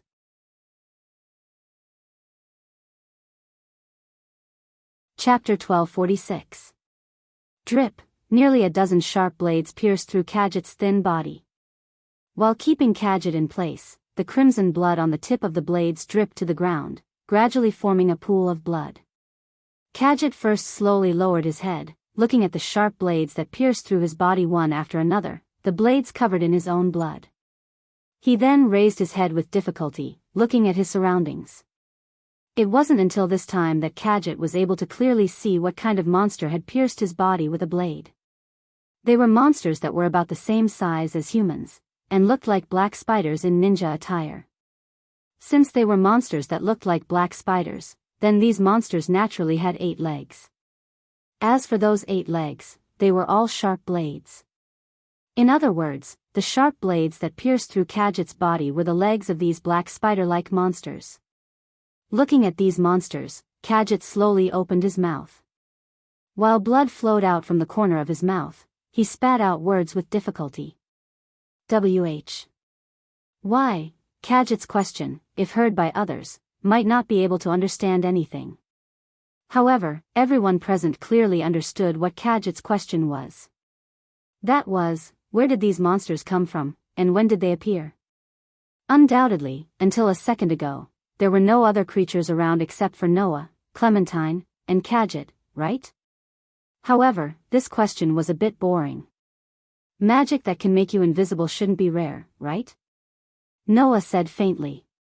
Although these monsters don't rely on magic, but a special skill to make them invisible, they have indeed been around since the beginning, and have been guarding this place. If I hadn't appeared, the moment you stepped into the tomb, they would have directly strangled you. This was also the reason why Noah personally appeared here. Previously, Noah had ordered demiurgos to collect information on the Celian cult. But because the cost of maintaining the great necropolis in Nasaric had been solved, Noah asked demiurgos to focus on the development of the great necropolis in Nasaric. Otherwise, he would have gotten the information on the Celian cult long ago. After all, Noah only needed information on the location of the capital of the Celian cult. The location of the capital of a neighboring country, he only needed to go to Elantir and spend some effort to ask, and he would be able to get it easily. The reason why he didn't do that was because the tomb in Nasaric was more important. After knowing that there were intruders, Noah decided to come to the surface personally to see if he could collect any useful information, and not let the monsters guarding the tomb directly strangle the source of information. He didn't expect that this time, he would meet one of the special intelligence units of the Celian cult, and it was a member of the Dark Scripture. It was the most suitable. When you decided to invade this place, was it? Noah looked at Kadjit, stared and closed his eyes. Thus, you can hold on to your regret and die here. Kadjit's eyes widened a little, and then his pupils began to dilate. His head drooped down, and he completely stopped moving. The monsters that pierced through Kadjit's body pulled out their blades one after another, bringing along a burst of red blood. They let Kadjit fall to the ground, and the ground was gradually dyed red. Deal with the corpse. Noah glanced at Kadjit's corpse, and then shifted his gaze to Clementine. Also, bring this woman back. The surrounding monsters immediately bowed their heads respectfully, received the order, and went forward to detain Clementine.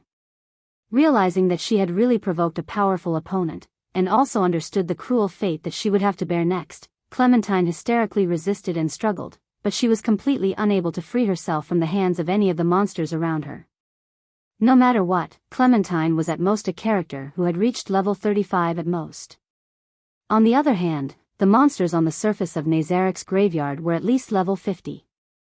Under these circumstances, it was impossible for Clementine to escape from the hands of the monsters that were detaining her. Thus, under Clementine's sharp screams, this person with a personality defect was escorted by the surrounding monsters into the large ancestral hall in the center of the tomb, and into the large tomb of Nasaric. What awaited this person with a personality defect would be countless times more cruel than the torture that they inflicted on others in their life. This was the only thing that could be ascertained. After Clementine was escorted into the large tomb of Nasaric by the monsters, Noah walked forward and came in front of the pearl of death that Kadjit had thrown on the ground. He bent down and picked it up. At this moment, the pearl of death in Noah's hand flashed with a faint light. Then, Noah heard it. A voice suddenly rang out in his head. "Greetings, great lord of the tomb, I offer you the highest respect." The sudden voice startled Noah. Then, he realized something and looked at the pearl of death in his hand. Looking at the pearl of death that was emitting a faint light in his hand, Noah narrowed his eyes and said softly, "Was it you who spoke just now?" Under Noah's gaze, the voice from just now sounded in Noah's mind again. "Yes, great lord of the tomb, please allow me to introduce myself. I am the pearl of death, an extremely rare item of wisdom in this world, please advise me." Intelligent item? Noah held the pearl tightly in his hand. In other words, although you are a magical item, you have intelligence? That's right. The voice in Noah's mind sounded a little proud. Although I can't say that I am unique, but until now, I have never seen a second item with intelligence like me. Hearing this, Noah was more or less surprised. There were too many magic items in the underground tomb of Nasarek to count. Among them, there were many treasures that were absolutely precious to this world. Some were even treasures that only existed in myths and legends. But even with so many treasures, there was not one that could be like the Pearl of Death, which had its own intelligence. However, in the next second, Noah regained his calm. After all, this was a world where magic prevailed.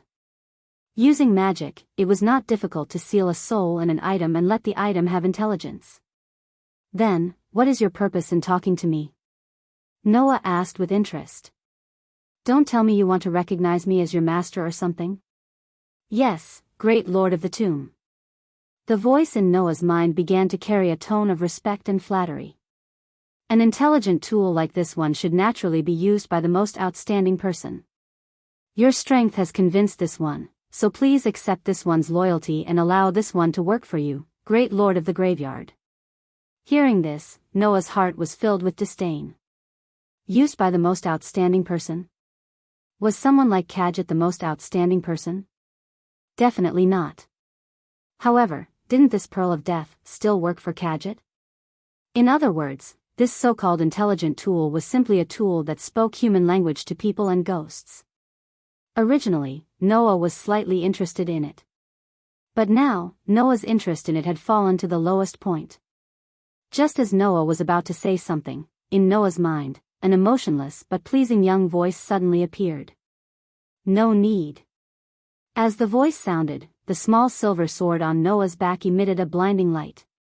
Master, you have me, the holy sword that can kill the demon king, you don't need me to pick up something from the side of the road.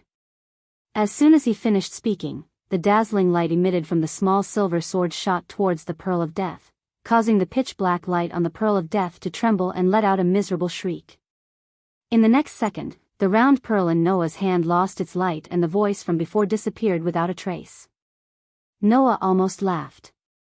This Aster, why was he jealous of a pearl?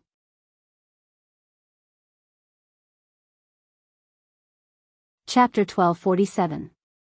Everyone knew that in this world, humans were an extremely weak race. Although humans had built many great cities on flat land, and even established several countries, the fact that they lived on flat land only highlighted the frailty of human beings. After all, flat land was a very dangerous terrain. First of all, if they were attacked, there would be nowhere to hide. Moreover, even if they wanted to escape, they would be easily discovered by the enemy. For the other races, choosing to build a city on flat land without any terrain advantage was simply the height of stupidity. However, humans were a race that did not have night vision, nor were they born with a strong body like magical creatures. They could only choose flat terrain as their habitat. It could be said that if they did not choose flat land, which had nowhere to hide, as their place of residence, they would not be able to create their own life.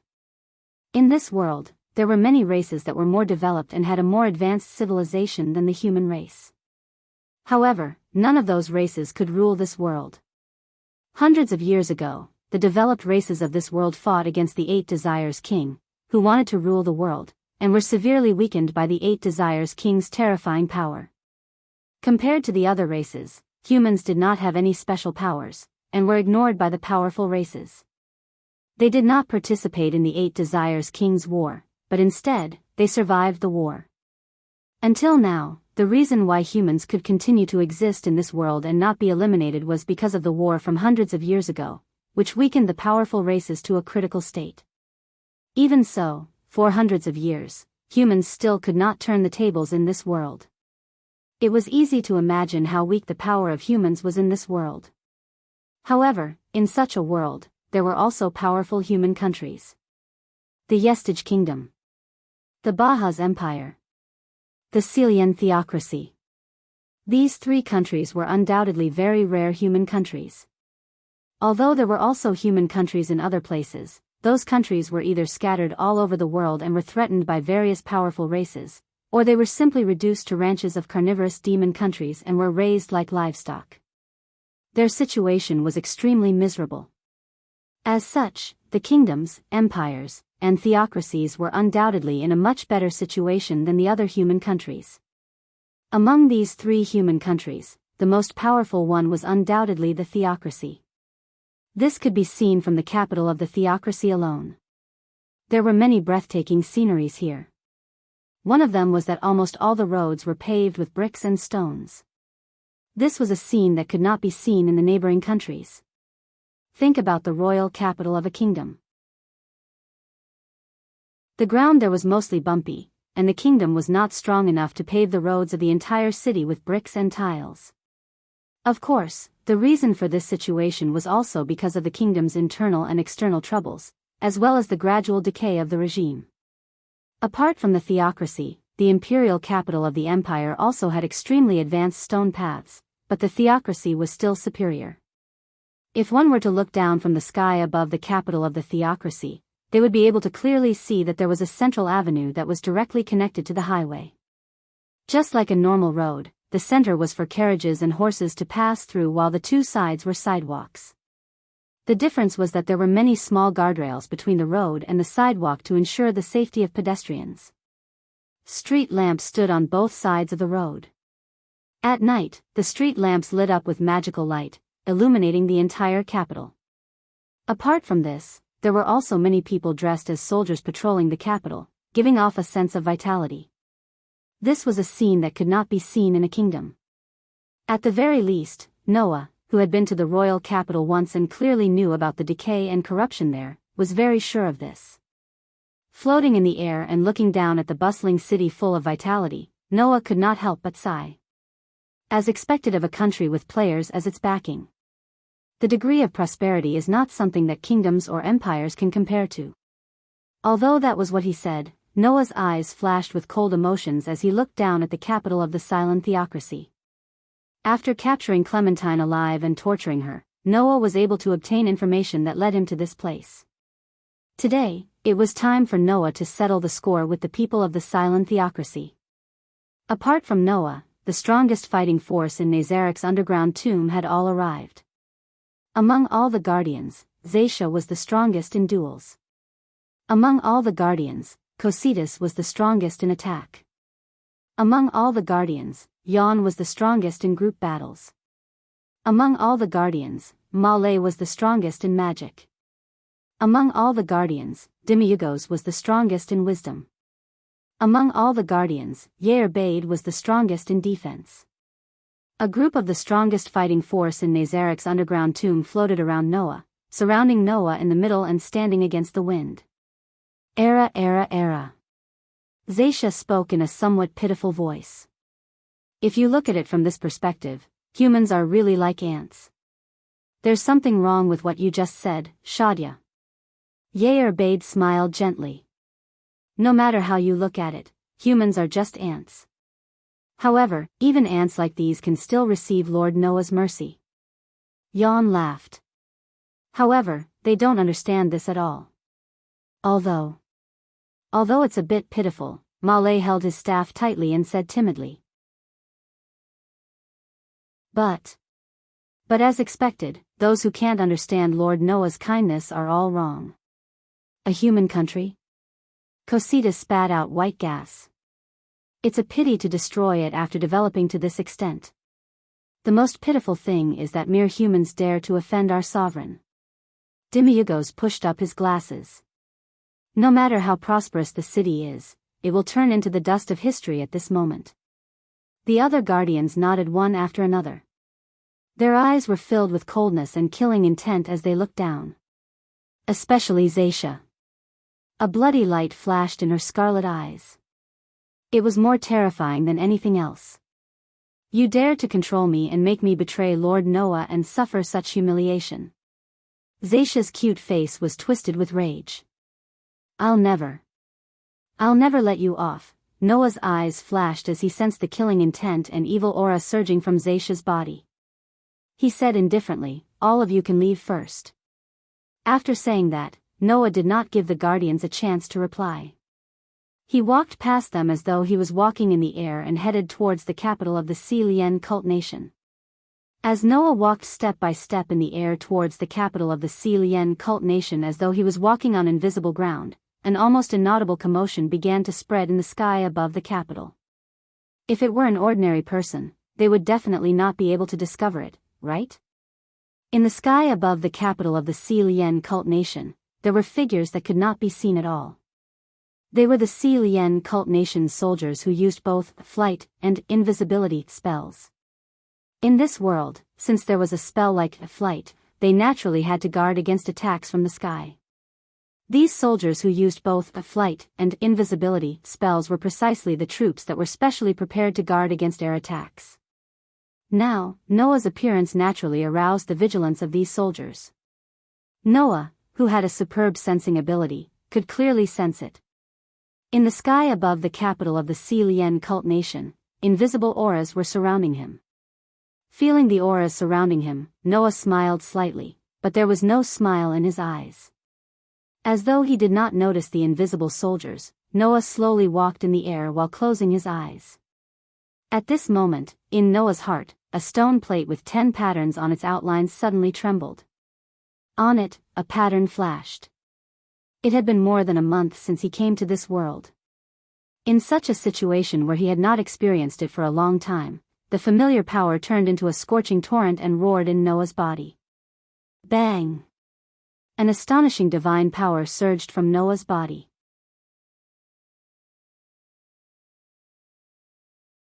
Chapter 1248. At this moment, the energy source in Noah's body had been transformed into divine power, causing the surging divine power to surge out from his body like a raging wave, turning into a substantial golden airwave that spread out in all directions. The substantial golden airwave was like a shockwave that could be seen with the naked eye. It spread out in an extremely violent manner towards the surroundings. Suddenly, not far away, the guardians of the underground tomb in Nazareth were all caught off guard by the sudden violent shockwave, and all of them turned pale with fright. Almost subconsciously, the guardians raised their hands and blocked in front of them, as though they were walking in a storm, maintaining their figures with great difficulty.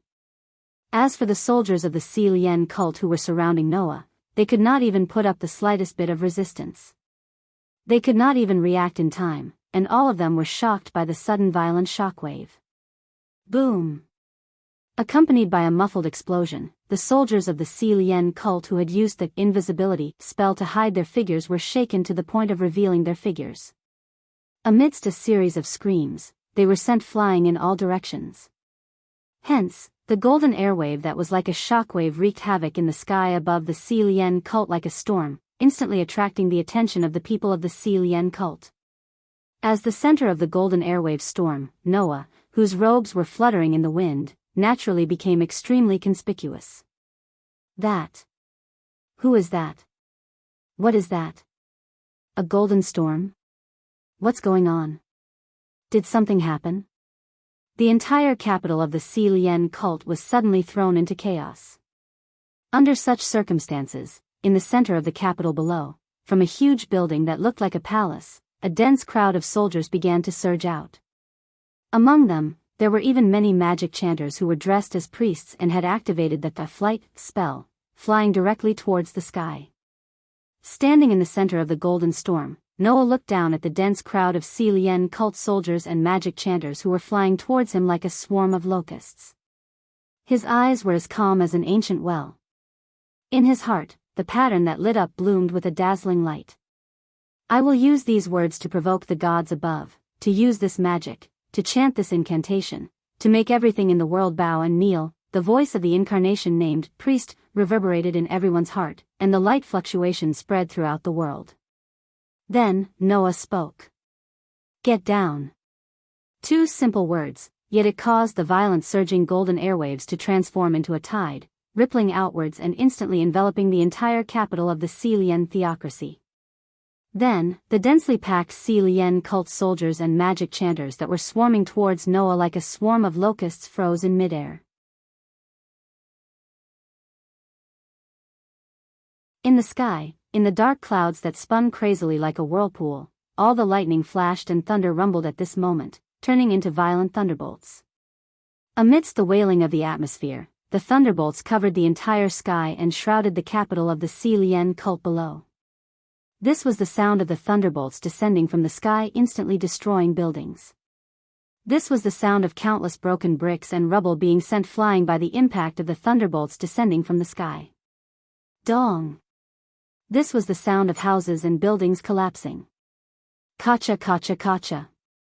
This was the sound of the ground cracking inch by inch under the devastation of the violent thunderbolts.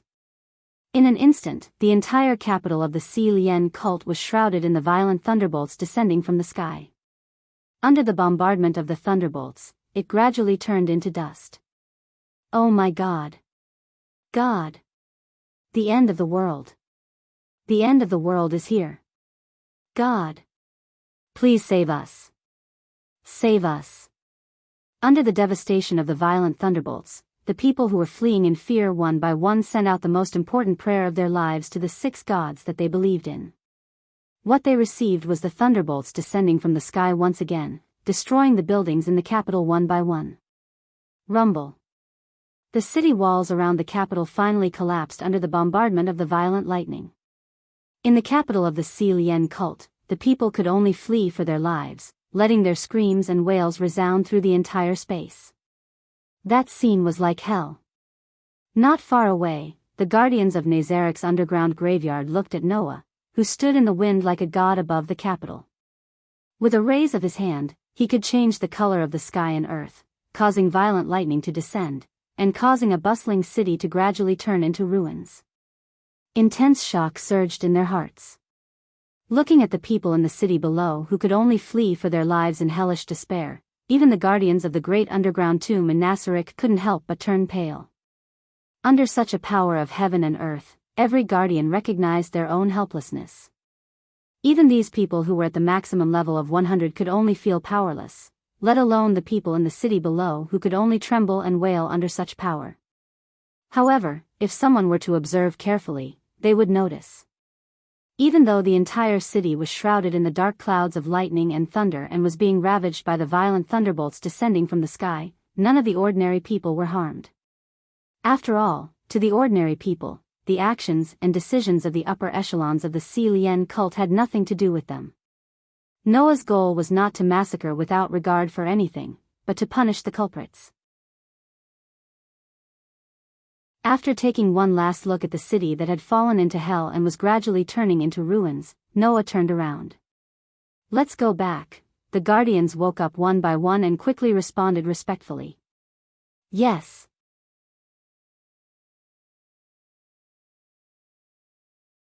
Chapter 1249. Nasarik Underground Tomb, Surface Graveyard. Wang. Thick darkness suddenly emerged from the space in the center of the tomb. It condensed together, turning into a door-like fog and stabilizing. It was the 10th grade spell, Teleportation Door, that had no distance restrictions and a 0 failure rate of teleportation. With Noah in the lead, a group of guardians of the Nasarik underground tomb slowly walked out of the black fog-like door and appeared on the surface graveyard of the Nasarik underground tomb. Apart from Noah, everyone else was in a daze. Clearly, they hadn't been able to react to the destructive power of heaven and earth just now. However, when they came to their senses, the guardians of the underground tomb in Nasarik looked at Noah with only admiration and pride left in their eyes. A person with such divine power was actually the supreme ruler of the Nasarik underground tomb. Who would not feel admiration and pride for the person whom the guardians were loyal to? Especially Yael Bede and Zatia, who looked at Noah with extremely strong love in their eyes. They were just short of confessing on the spot and asking for Noah's favor. On the contrary, the person who had just used the power of authority to turn the entire Lien theocracy into ruins muttered thoughtfully as he walked forward as if nothing had happened. Those players haven't appeared yet. Ibru had said that the 6 gods of the Lien theocracy were all players. However, those players had only arrived in this world a few hundred years ago. Even so, it wasn't impossible that the 6 great gods were still alive. In Yggdrasil, the races that players could choose from were roughly divided into 3 types: humans, subhumans, and mutants. The basic races of humans were humans, dwarves, forest elves, and so on. The basic races of subhumans were goblins, orcs, ogres, and so on. The basic races of mutants were skeletons, zombies, vampires, and so on. Including the high-grade races, there were more than 700 races in Yggdrasil. Since the 6 gods who had arrived a few hundred years ago had helped the humans establish a country where humans were supreme, then it was very likely that they were humans. Since they were humans, they should have all died after hundreds of years. However, if the 6 great gods were from some of the higher races of the human race or had a profession with a special lifespan setting, it was not impossible for them to still be alive. Besides, even if they didn't, since there were precious items in Nazarik's graveyard that could change one's race and class, there was a high possibility that the 6 gods also had the same item. That way, as long as they changed to long-lived races and ranks, the 6 great gods would be able to continue living. Because of this, Noah was prepared to fight the 6 great gods, but the 6 great gods did not appear. Does it really not exist anymore? Or did he hide when he saw that the situation was not good? Noah muttered thoughtfully. If I had known earlier, I would have delayed and not used my authority right away. That being said, even if the 6 great gods appeared, what could they do? In the hands of Noah, who could already use authority, even if there were tens of thousands of level 100 players, it would only take one move to destroy them. What Noah really cared about was the fact that these players had come to this world. 8 desires king. 6 great gods. Demon god. If these existences really came to this world when the 2 worlds connected, then why didn't Gaia and Alea discover it? Or did Gaia and Alea discover it but did not say anything? No. Gaia and Alea did not hide it from Noah. Then, did something unexpected happen? Noah sighed, then raised his head and looked at the sky. Alright, I'll leave for a while. Noah's purpose in coming to this world was to prevent the existence of Nazarik's graveyard from affecting the current world. However, since this world had welcomed many players hundreds of years ago, and even allowed the magic, professions, and items in Yggdrasil to flourish in this world, then Noah's worries were unnecessary. After all, magic, professions, items, and other factors were prevalent in this world, causing the entire society to change qualitatively. If this world didn't have any negative effects, then no matter how much trouble Nazarik's underground tomb caused in this world, it shouldn't have any effect. In that case, Noah did not need to worry about whether the existence of Nazarik's graveyard would affect the world. Thus, Noah said to the guardians of Nazarik's graveyard without looking back. Next, I'll leave this place for a while. I'll leave the rest of Nazarik's graveyard to you guys. Hearing this, the guardians of Nazarik's graveyard were startled at first, then they nodded one by one. Understood, Yair said in a formal tone. We'll arrange for escorts. Obviously, the guardians thought that Noah intended to go to the capital of the kingdom or somewhere else like before. Little did they know that Noah intended to leave this world. Thus, Noah shook his head and said, "There's no need to arrange for escorts. There's no need to arrange guards. I'll be fine by myself." At this moment, the guardians of Nazarik's graveyard objected. How can this be? How can Lord Noah not have any attendants by his side?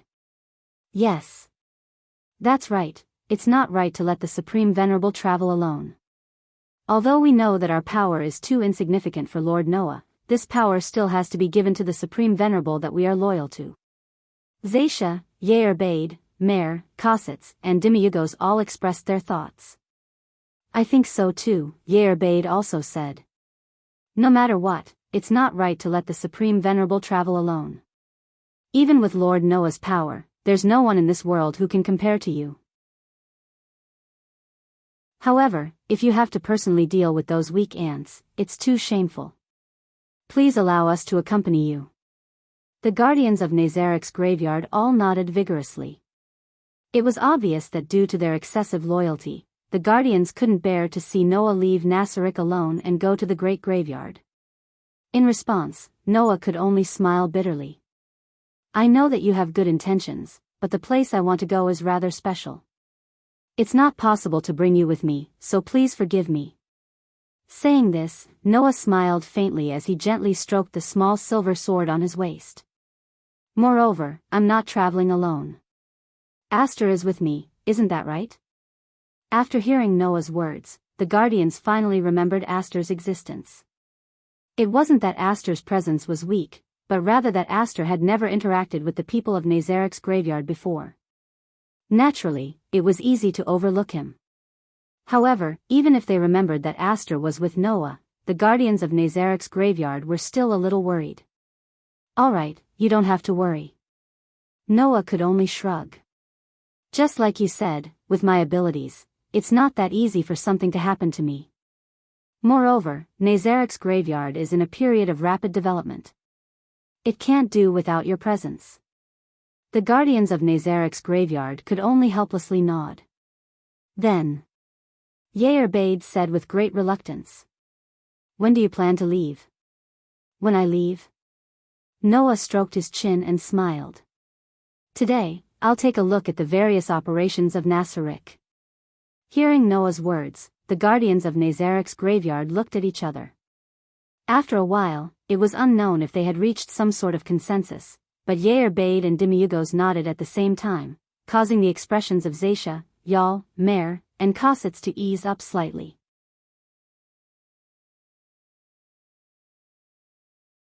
Chapter 1250. The next day, Noah didn't seem to have any intention of leaving and woke up naturally.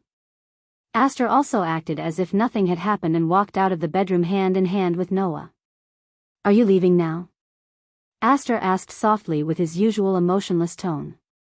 Aren't you going to say goodbye to others? Anyway, if I have the chance to come back next time, it's only been a month. Noah patted Aster's head. Or, Aster, are you reluctant to leave this place? No. Aster shook his head without hesitation. As long as I have a master, that's enough. You. Noah laughed bitterly. At this time, there was a knock on the door and a voice came in. Sorry to disturb, Lord Noah. Yeah, Bade? Noah raised his eyes and looked in the direction of the door. Come in. As soon as he finished speaking, the door was gently opened. Outside the door, Bade and Demiurgos appeared at the same time and walked in. Seeing Bade and Demiurgos, Aster, who was holding Noah's hand, raised his head slightly and glanced at Noah. After Noah nodded, he immediately closed his eyes and his body flickered with a brilliant light, turning into a burst of light particles and gathering in Noah's hand. After a while, the familiar silver dagger appeared in Noah's hand and was pinned back to his waist by Noah. At this time, Noah looked at Bade and Demiurgos. What's wrong? Is there a problem? Demiurgos chose to remain silent. Only Bade took a step forward and met Noah's gaze. Is Lord Noah preparing to leave? That's right. Noah blinked. What? You're still worried? No, since Lord Noah has already decided, we won't say anything else. Bade shook his head and said this. However, Supreme Venerable, please at least accept this. Following Yair Abed's words, Demiurgos walked past Yair Abed, took out a backpack, and respectfully presented it to Noah. This is. Noah took the bag and frowned slightly. Unlimited backpack? Unlimited backpack.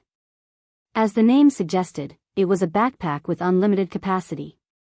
There was no space limit, but there was a weight limit. Using this backpack, as long as it did not exceed the weight limit of the backpack, no matter how big the object was, it could be stored inside. In other words, at first glance, this backpack was the size of a human head, but even if it couldn't compare to Noah's treasure vault or the treasure hall in Nazarik's underground tomb, it definitely wasn't as much as it looked. At the very least, it was enough to be used as a space the size of a warehouse. In Yggdrasil, this kind of backpack was often used to store consumables and recovery items such as scrolls and potions. Lord Noah, this unlimited backpack has been filled with props made by various crafting professions in Nazarik's underground tomb. Seeing Noah's puzzled expression, Demiurgos explained. Among them, there are short staffs, magic staffs, crystals, potions, and other consumable props. The head of scribe has also instructed the Supreme Venerable to use dragon skin to create the highest level magic scrolls and other magic props. I hope they can be of help to Lord Noah. Hearing this, Noah's frown deepened, and he looked straight at Demiurgos. I've brought most of the things I want. These are all prepared for the underground tomb in Nasarek.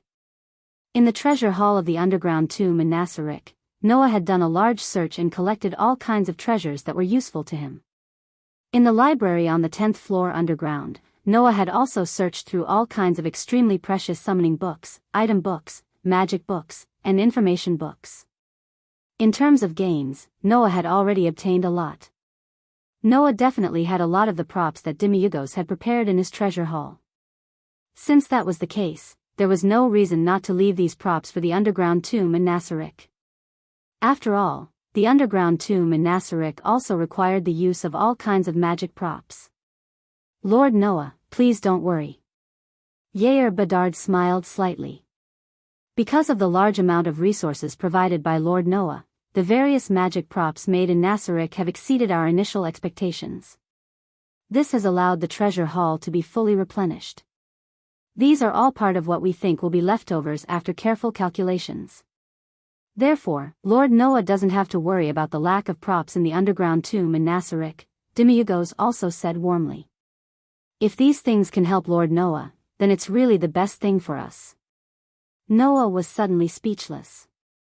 After a while, Noah tightened the infinity backpack in his hand and smiled helplessly at Yair Bedard and Demiurgos. If that's the case, I'll accept your kindness. Only then did Jabez and Demiurgos smile. What? When Noah returned to the world between and explained the matter of the players to Gaia and Aleia, the two restraints let out surprised sounds. That's impossible, Gaia said in surprise. At that time, when we intercepted the data of that game, undoubtedly, there was only one player. There were no other players. But, it's impossible for Noah to lie about such things. Aleia was the first to calm down and said calmly. It seems that the situation of the two worlds that were connected is much deeper than we thought. What situation? Noah asked in confusion. Do you have any clues about this situation? Well, I don't know if this counts as a clue, Gaia said. Little Noah, you also know about the existence of compatibility, right? According to our judgment, the compatibility of the two worlds that were connected seems to be very high, Aleia directly explained. Therefore, it's very likely that when the world between was in turmoil, the two worlds were also connected, and it seems like it happened more than once.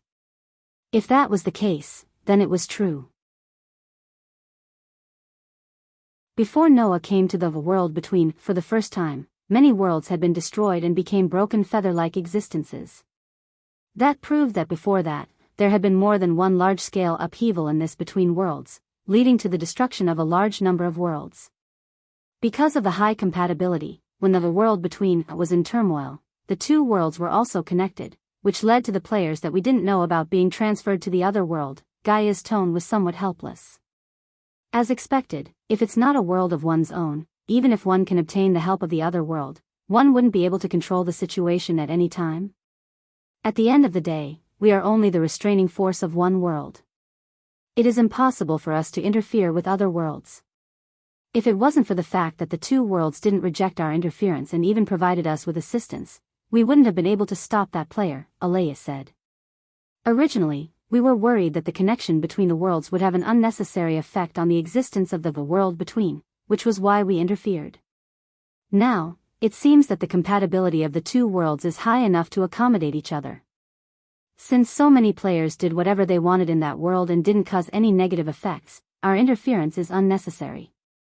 In other words, we won't care about it anymore. Gaia's tone became lighter. That's great. Taking care of our own world is already troublesome enough. If we also have to take care of other worlds, it would be too tiring. No matter what, it's been hard on you, Aleia said to Noah. Leave the rest to us. You can continue to collect world fragments in other worlds and increase your strength. Aleia's words made Noah fall into silence. Noah sighed and suddenly opened his mouth. Should I improve my strength? Then, to what extent do I need to increase my strength?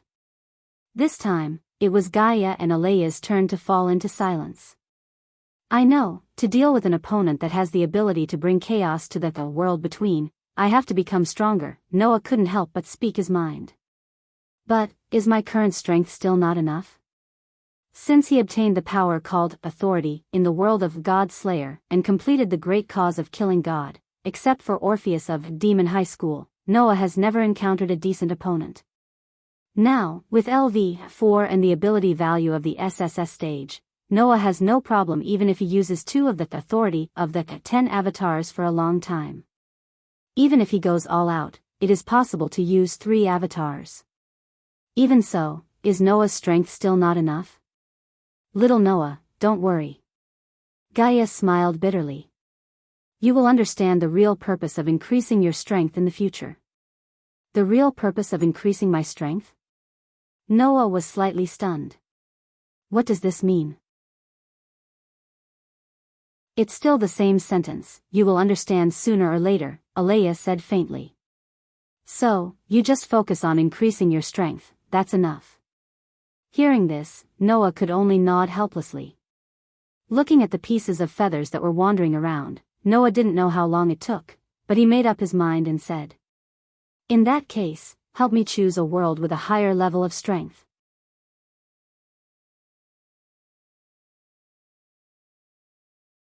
Chapter 1251. Whoosh. This was a somewhat hurried whistling sound of the wind. When Noah once again experienced the feeling of entering a brand new world, the sound of the wind immediately drilled into Noah's ears. Some of the fierce wind was like a wave hitting Noah's body, causing a trace of doubt to emerge in Noah's heart, who had not yet had the time to open his eyes. Such a strong wind, could it be that I descended to the cliff? This was Noah's first thought after arriving in this world. Then, when such a thought rose in Noah's heart, Noah felt it. He felt a sense of weightlessness. The feeling was as if the ground beneath his feet had suddenly disappeared. It was also as if he had been thrown high into the sky without any warning, causing Noah's entire body to float. The familiar feeling of weightlessness made Noah's heart surge with an ominous premonition. This feeling, could it be that I'm about to fall into the rhythm of some big bathhouse? Recalling the scene when he first arrived in the world of looking for a chance encounter in the underground city, Noah's face first turned green, and then he quickly opened his eyes. The moment he opened his eyes, Noah saw it. He saw a strange scenery that he had never seen before. In front of his sight was the horizon that spread out like a carpet. In the center of the horizon was a stunning cliff. In the middle of such a strange scenery, there was a city. It was a city shrouded in a huge curtain. It felt like there were many huge tents forming a huge camp, and the city was tightly surrounded by walls. This was the first scene that Noah saw after arriving in this world. Even when traveling between different worlds, he had never seen such a strange scene. Looking at the strange city in the center of the strange scenery below, Noah finally understood his situation. There was a fierce wind whistling around. The ground looked so far away. On the contrary, the sky that should have felt so far away seemed to be within reach, and the distance was surprisingly close. Coupled with the fact that there was no feeling of being on the ground at all, it told Noah that he was in the middle of the air. Moreover, he was very high up in the air. It was a long story, but the whole process, from Noah's feet losing support, to the feeling of weightlessness attacking Noah's body, to Noah opening his eyes and seeing the strange scenery in front of him, the whole process did not even take a second. So it's really like this? Therefore, Noah only had time to let out such an unbearable cry, and his whole body fell down. Oh. Wah. Ah, almost at the same time, 3 voices containing completely different emotions went into Noah's ears at the same time. The emotion contained in the first voice was curiosity. The emotion in the second voice was surprise. The emotion in the third voice was calmness. The 3 different voices all sounded in Noah's ears, but none of them were panicked. It didn't sound like they were thrown high up in the air, doing free fall, and the strong wind pressure made their skin tingle. Although there were many things that needed to be investigated, Noah still recognized it. In addition to himself, there were 3 other people like Noah, falling from a height of at least 4,000 meters.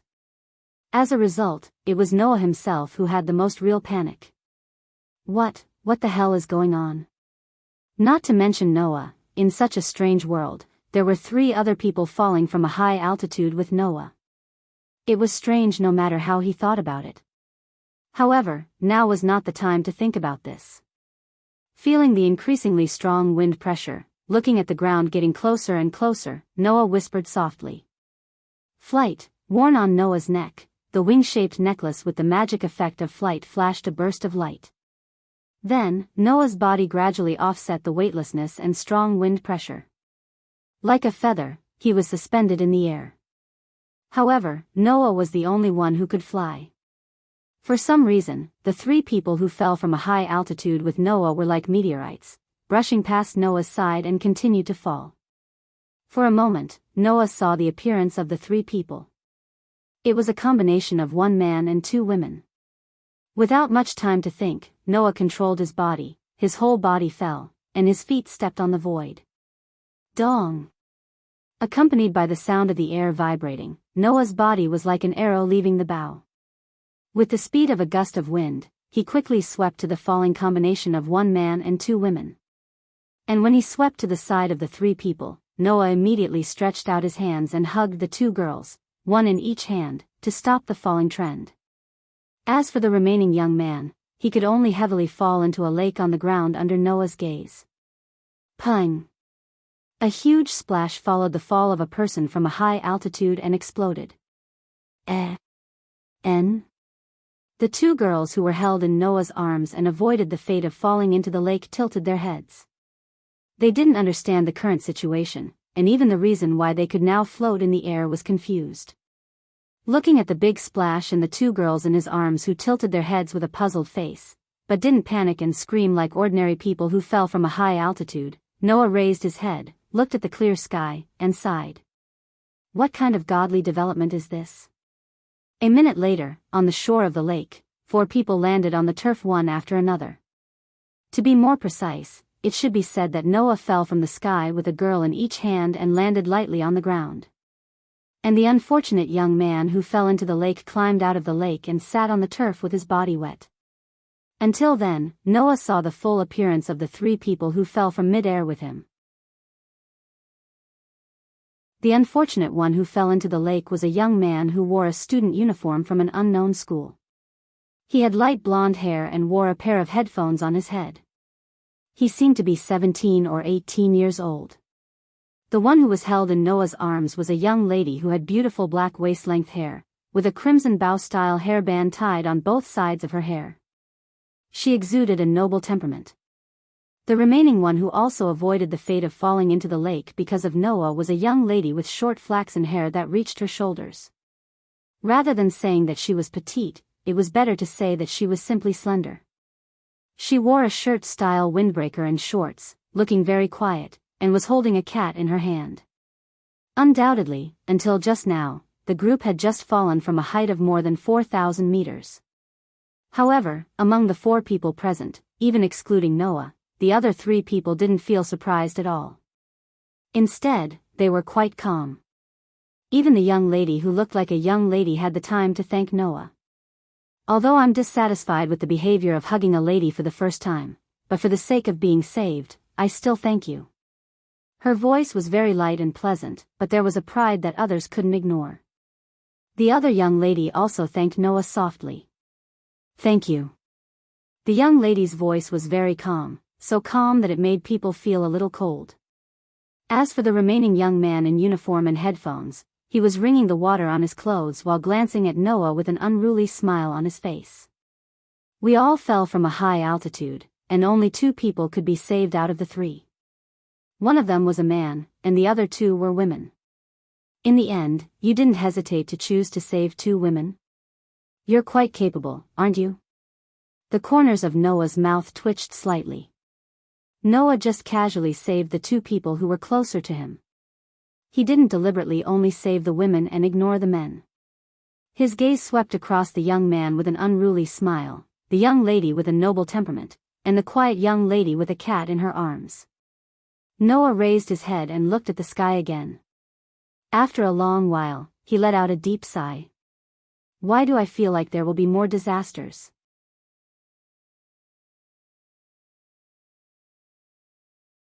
Chapter 1252. In the faint sound of breaking through the air, Noah flew into the sky again. With the advantage of being at a high altitude, he looked around. Perhaps because of the height, the horizon that he saw from above 4,000 meters was no longer visible. He couldn't even see the curtain in the strange city. All Noah could see was a high wall in front of him. It was surrounded by a dense forest. At this time, Noah was above a lake in the forest. Although he didn't know where the forest was, being able to find the location of the city so easily made Noah feel a little relieved. Noah, who was observing the terrain, didn't notice anything. On the ground, the young man in a student uniform looked at Noah with interest after wringing out the water on his body. He smiled at Noah and said, "Don't worry, Noah. Hey, little brother over there, you seem to have an interesting power." Not only the young man, but the other two girls also looked at Noah with interest. "It can really fly?" The young lady clicked her tongue in wonder. "I thought he used some kind of camouflage. So powerful." The quiet girl was also a little surprised. "He's just like a bird, in the air." Noah, who clearly heard the words of the three people below, withdrew his gaze from the surroundings and looked down. He looked at the man and two women who fell from the sky with him and observed him with interest. He couldn't help but smile bitterly. "That's true, but you're just interested. You're not surprised at all, right? Wasn't that right?" If it was an ordinary person who fell from a height of more than 4,000 meters, how could they be so calm? However, the three people here all looked as if nothing had happened. They didn't look like they had just fallen from a high altitude. To put it nicely, it was because he was skilled and daring. To put it bluntly, they were careless. If possible, Noah hoped it was the former. At least, he wouldn't get into trouble. Is there anything more surprising than being suddenly thrown into a high altitude? The young man with headphones just curled his lips and put his hand in his uniform pocket. "Well, let me ask. Don't tell me that you suddenly appeared here because you received a strange letter? Since you're asking this question, it means that you're also here because you received the letter, right?" The young lady put one hand on her waist and cast her gaze on the quiet young lady holding the cat. "Looking at you, it's probably the same, right?" The quiet girl holding the cat nodded gently. She seemed to be absent-minded and seemed to be a little quiet. She didn't want to talk at all. Only Noah slowly descended from the air, landed on the ground, and looked at the group of people. "Letter? What letter?" Such a sentence attracted the gazes of the other three people. "If you ask this, it means that you are different from us. You didn't appear here after receiving a strange letter?" The young man's face once again showed an unruly smile. "Plus, you know how to fly. Interesting, really interesting. It seems that this place is more interesting than I thought." Hearing this, Noah slightly frowned and fell into deep thought. Although he didn't know what was going on, the three people in front of him didn't seem to be from here. They were suddenly sent here after receiving a letter. This was somewhat similar to Noah's situation. The difference was that Noah came here from outside the world, while the three people in front of him were suddenly sent here from somewhere else. In other words, even if there were 4 people here, none of them had any understanding of the current situation. Whether it was the young man in the student uniform, the noble girl, or the quiet girl, they were all like Noah. They were new here and didn't know anything. Anyway, let's introduce ourselves. Noah sorted out his thoughts and looked at the 3 people in front of him. "My name is Noah, Noah Doria. You can just call me Noah." "Oh. A foreigner?" The young man slightly raised his eyebrows and said indifferently. "I'm 16 Knights of Reverse. You can call me whatever you want. I'm Jio Yuasuka." The noble girl introduced herself in a dignified tone. "As you can see, I'm just a girl in distress. Haruhabuyao." The quiet girl still holding the cat in her arms said concisely. "Same as above." Meow, the cat in the arms of the girl called Haruhabu Yao also didn't want to be left out. Looking at the three people in front of him introducing themselves in a very unique way, for some reason, Noah felt a headache coming on. Intuition told Noah that if he continued to stay with these three people, it would cause all kinds of trouble. Because of this consideration, Noah decided to speak. Since you don't know each other before, and you don't look like the type who can't live without others, I think we should just go our separate ways here. Hey, you're proposing such a cold solution right away. Aren't you a bit too unreasonable? 16 Knights of Reverse said this, but his face showed that he completely agreed with this idea. Well, but this seems to be more interesting. I'll agree for now. Under normal circumstances, as fellow humans who have come to an unfamiliar place, whether it's from an emotional or rational point of view, it would be more beneficial for us to stick together, right? Jiu Yuan Fei Niao crossed his arms and smiled arrogantly. But you're right. I, Jiu Yuasuka, don't want to rely on others. Don't think that I'll cry and beg you to take me in like a weak girl. I'm fine. Haruhabu Yao's expression didn't even change. I'm not alone anyway. I have the tricolor cat with me. Meow, the tricolor cat in Haruhabu Yao's arms immediately let out a sound of agreement. In this regard, Noah just shrugged. If that's the case, then that's great. Then, everyone, let's go our separate ways here. I hope we'll have a chance to meet again in the future. 16 Knights of Reverse, Jiu Yuasuka, and Haruhabu Yao immediately spoke up. I hope that the next time we meet again, we won't fall from a high altitude like today. I feel the same. Same. Leaving this conversation as the end, the group of men and women who had just arrived immediately turned around and left without any hesitation. Moreover, they left in 4 completely different directions. They didn't have the slightest bit of hesitation. Logically speaking, when they just arrived at an unfamiliar place, even excluding Noah, the other 3 should be somewhat uneasy. But 16 Knights of Reverse, Jiu Yuasuka, and Haruhabu Yao didn't have that kind of emotion. They were extremely calm and self-centered. This mentality was completely different from ordinary people. However, it was precisely because of this abnormality that these 3 people would appear here. Just when Noah, 16 Knights of Reverse, Jiu Yuasuka, and Haruhabu Yao were about to go their separate ways, a panicked voice finally sounded. Wait. Please wait a moment. The moment the panicked voice sounded, 16 Knights of Reverse, Jiu Yuasuka, and Haruhabu Yao all stopped in their tracks. Noah's footsteps also slightly paused, but in his heart, he knew that this was bad. Sure enough, it's not that easy to leave. This time, I can confirm that staying with these people is definitely going to be a big problem. With this thought in mind, Noah decided to ignore the sudden cry and quickened his pace. Just as he was about to charge into the thicket in front of him, a figure nimbly leaped in front of Noah and blocked his path. It was a girl. She looked to be about 17 or 18 years old. She had a head of water blue waist-length hair. She wore a somewhat provocative miniskirt and silk stockings. Her appearance was quite eye-catching, and she was very beautiful. The girl also had a pair of water blue ears on her head. It was a pair of rabbit ears. Long rabbit ears. Such an unusual appearance made Noah, who was about to leave without caring about anything else, stop in his tracks and blink his eyes. Rabbit girl?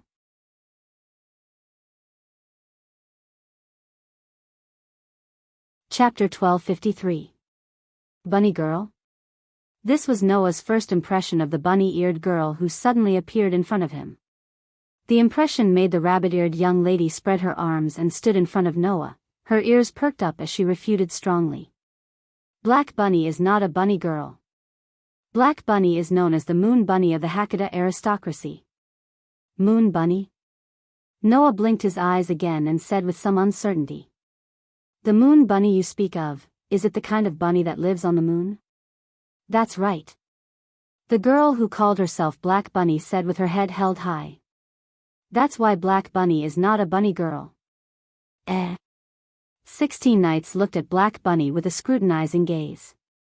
She looked at Black Bunny's seductive thighs that were exposed outside of the provocative miniskirt and a pair of large breasts in front of her. Then she carefully observed Black Bunny's beautiful figure and finally gave her a thumbs up. No, I also think it's good that you're a bunny girl. That's right, that's right. Joyuen Asuka nodded. It's good that you're a bunny girl. Is it a bunny girl? Hiroi Hiroyuki looked at Black Bunny's long ears with curiosity in his eyes. Is it a bunny girl? I'm not a bunny girl. Black Bunny raised her voice. Please listen to Black Bunny, okay? Well, it doesn't matter if you're a bunny girl or a moon bunny. In short, can you please move aside? Noah said with a fake smile. I feel that if I continue to stay here, all kinds of troublesome things will happen. I have to leave quickly. Move aside. Bunny girl. That's why Black Bunny is not a bunny girl. Black Bunny shouted with a voice that sounded like she was about to cry. Also, Black Bunny can't let you leave. Please listen to Black Bunny obediently. Hearing this, Noah went silent. After a while, Noah sighed. There's no other way. Noah suddenly raised his head after his words sounded. He clenched one of his hands into a fist. Immediately, a fist heavily smashed onto the ground while accompanied by a frightening sharp wind sound. Dong! With Noah as the epicenter, the violent impact immediately carried an astonishing amount of sand and gravel as it exploded. Wah! The sudden and powerful impact made Haruhito Masaaki, Komodo Asuka, and Haruhito Masaaki cry out in alarm. They subconsciously used their hands to block in front of their bodies. Their clothes fluttered in the wind as if they had encountered a strong wind. Reverse 16 Knights also subconsciously used a hand to block in front of his body. He stood against the wind, but a bright light burst out from his eyes. In the next instant, Noah's voice resounded from the center of the berserk shockwave and the dense dust. Well then, everyone, see you later. Leaving behind these words, at the top of the thick sand and dust, a figure rushed into the sky as if it was about to break through the horizon. It fled in the opposite direction of everyone present. Cough cough cough cough. Joyuen Flying Bird coughed in the thick sand and let out a somewhat angry cry. Is it necessary to go to this extent just to leave? Hiroi Biao also coughed slightly, but his eyes were filled with surprise. He has a powerful physical ability. Isn't that so? Noah's punch directly blasted the ground, creating a small crater with a diameter of 2 to 3 meters.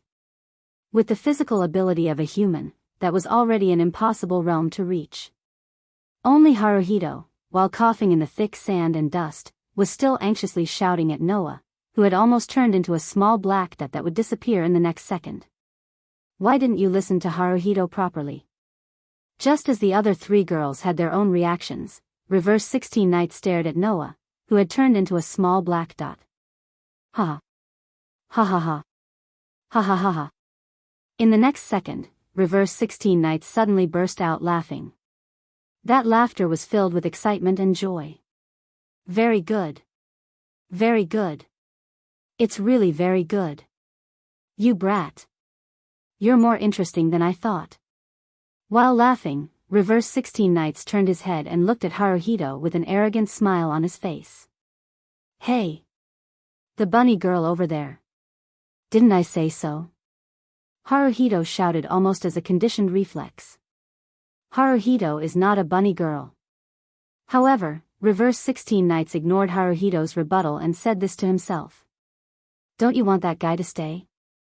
Then let me help you catch him back. Haruhito was stunned. Without giving Haruhito time to react, Reverse 16 Knights turned his gaze back to the small black dot that was about to disappear in the sky. With an excited smile, his body slightly bent down. Bang! Like an explosion, a shockwave exploded beneath 16 Knights' feet. Reverse 16 Knights was like a rocket that soared into the sky. It was so violent that it crushed the ground. Amidst the ear-piercing sound of the air being torn apart, it used an extremely shocking speed to rush towards the horizon.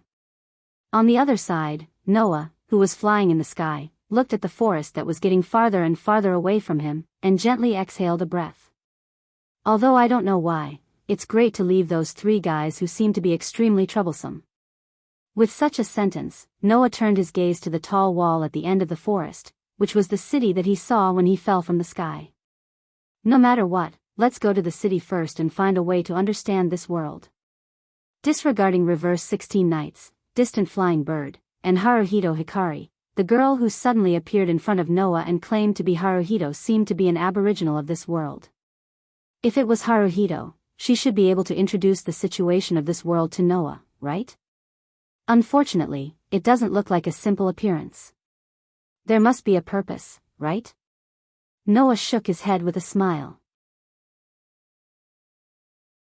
Although I don't know what that bunny girl is going to do, it's better to stay away from here.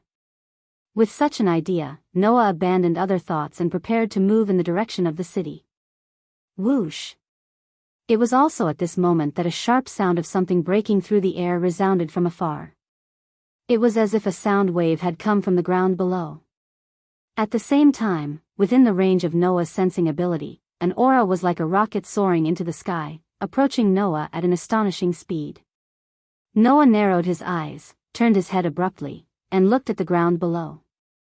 There, a figure rushed into the sky at an extreme speed, and in the moment when Noah turned his head, it rushed in front of Noah. The next moment, reverse 16 Knight's arrogant smile was imprinted in Noah's eyes. Don't be in a hurry to leave. Noah's pupils constricted as he saw 16th Knight's arrogant smile. Your physical fitness seems to be very good, huh? After saying that, reverse 16 Knight suddenly stretched out his hand, grabbed Noah's collar, twisted his body, and faced downward. Come and try to fight with me. Little brother.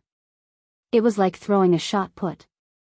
Reverse 16 Knights grabbed Noah's collar tightly and threw Noah down.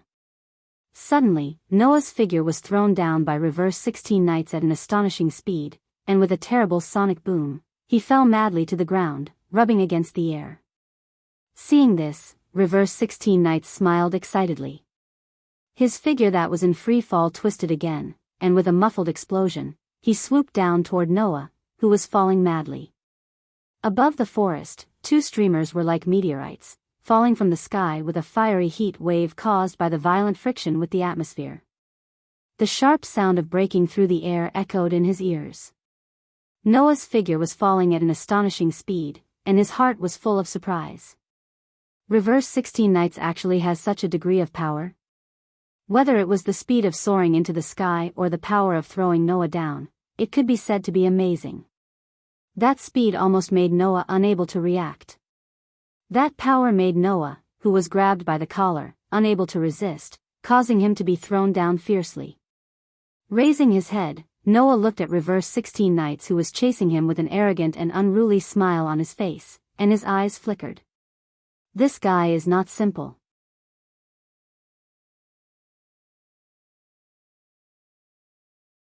Chapter 1254. Peng Dash. The deafening explosion caused a burst of thick sand and dust to rise from a corner of the forest and spread to the sky. In the sand and dust, two figures suddenly retreated, opened up a distance, and confronted each other. Soon, the thick sand and dust in the air began to slowly dissipate, exposing the situation inside under the sun. Taking a closer look, there was a meteorite crater in the middle of the two figures confronting each other. It was made by Noah and reverse 16 Knights when they landed on the ground one after another. Yes. It was made by foot. Because, whether it was Noah or reverse 16 Knights, they both fell at a shocking speed. Of course, it would cause such a scene when they landed. Looking at Noah opposite, reverse 16 Knights took off the headphones on his head and let them hang around his neck, then he grinned at Noah. How does it feel to fall at the speed of the third universe? If I have to give a feeling, it would be surprise, right? Noah patted the dust stuck to his body and looked at reverse 16 Knights. Then, can you tell me why you stopped me? Well, don't be so cold.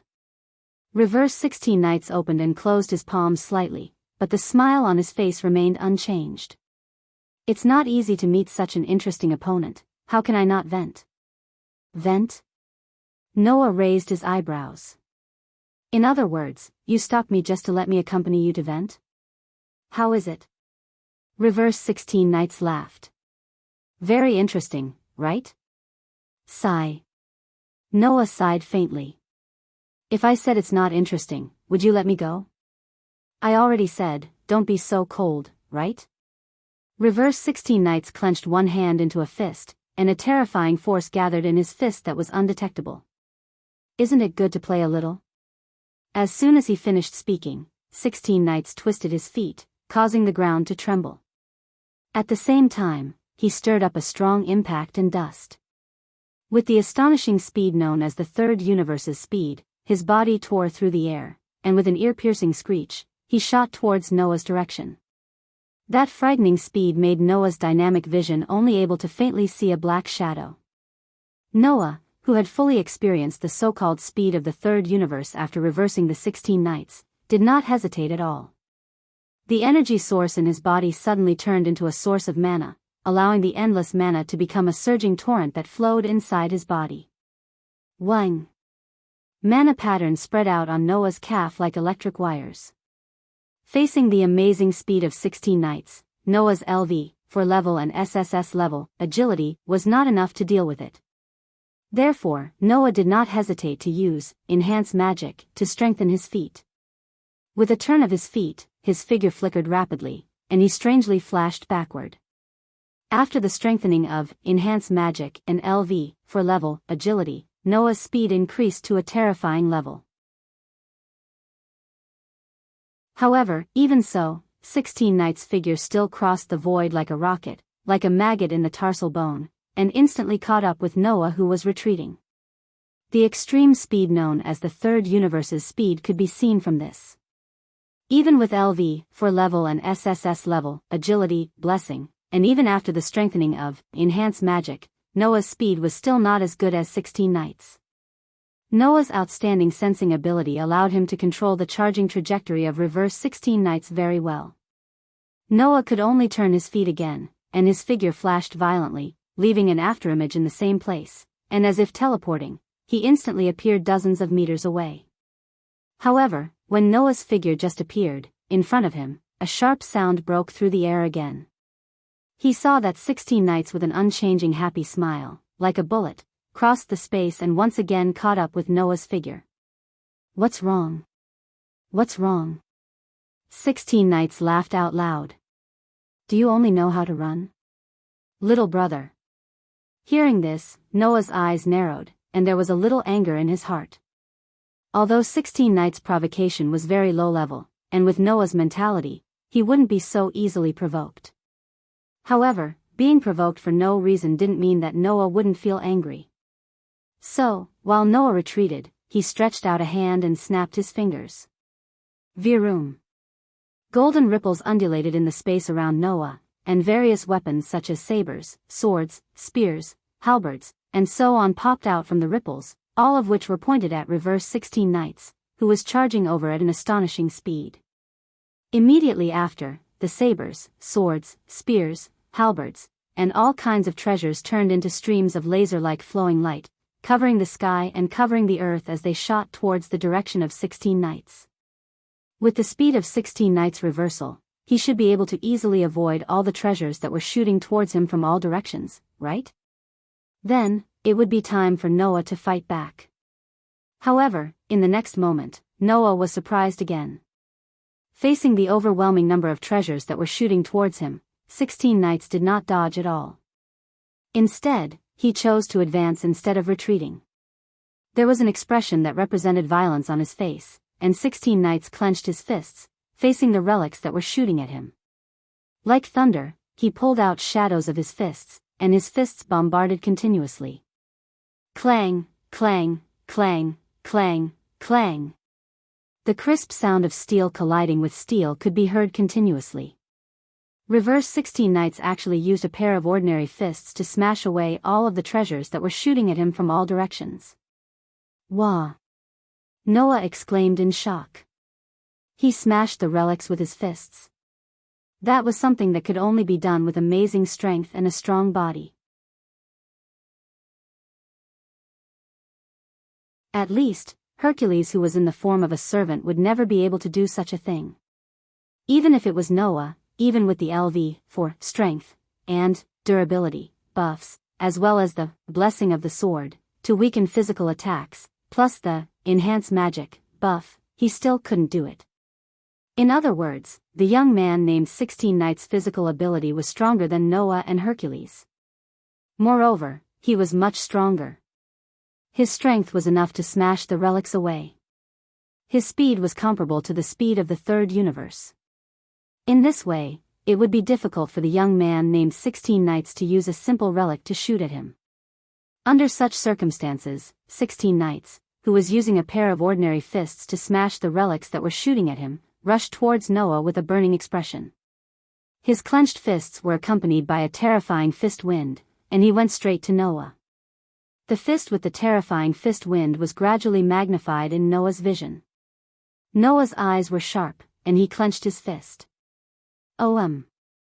The magic lines that looked like electric wires spread out on Noah's arms. Clang! A dazzling light flickered on Promise's clenched arms. A red gauntlet that looked like a dragon's claw appeared on Noah's arm, and the jade on the back of his hand flashed a gorgeous light. Boost! A voice was heard from the gauntlet that looked like a dragon's claw. In the next second, the fist with the terrifying fist wind collided with the dragon's claw in midair. Dong! A deafening and terrifying muffled sound rang out in response, setting off a terrifying and violent shock wave that swept across the space. The shocking impact cracked the ground inch by inch, and then it exploded, stirring up a large amount of gravel. At the center of the impact, Noah's and 16 Knights' fists collided, causing 16 Knights to laugh heartily. Great, great. Very good. Hey! There's actually someone who can fight with me. It couldn't be better. With such a laugh, 16 Knights raised his other fist, and his sharp gaze pierced Noah. Then take another punch from me. Seeing that 16 Knights had once again raised his fist that could smash away a noble artifact, Noah clenched his other hand tightly. Dong! The collision of fists caused a shockwave that seemed to shake the heavens and earth to shatter.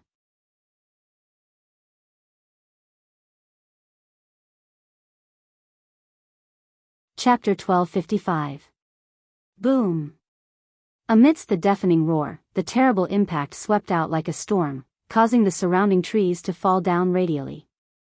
They smashed heavily on the ground, raising bursts of sand and dust.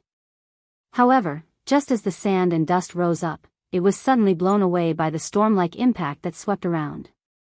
Immediately afterward, in the center of the impact, two figures flew out respectively, bringing with them a harsh sound of breaking the air. Noah firmly planted his feet on the ground, but his figure still couldn't stop retreating, leaving a long gully under his plowing.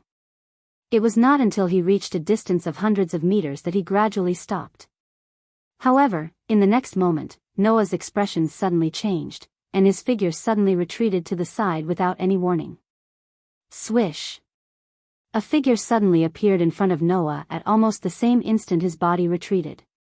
A punch was thrown, and it violently smashed into the ground where Noah was standing earlier.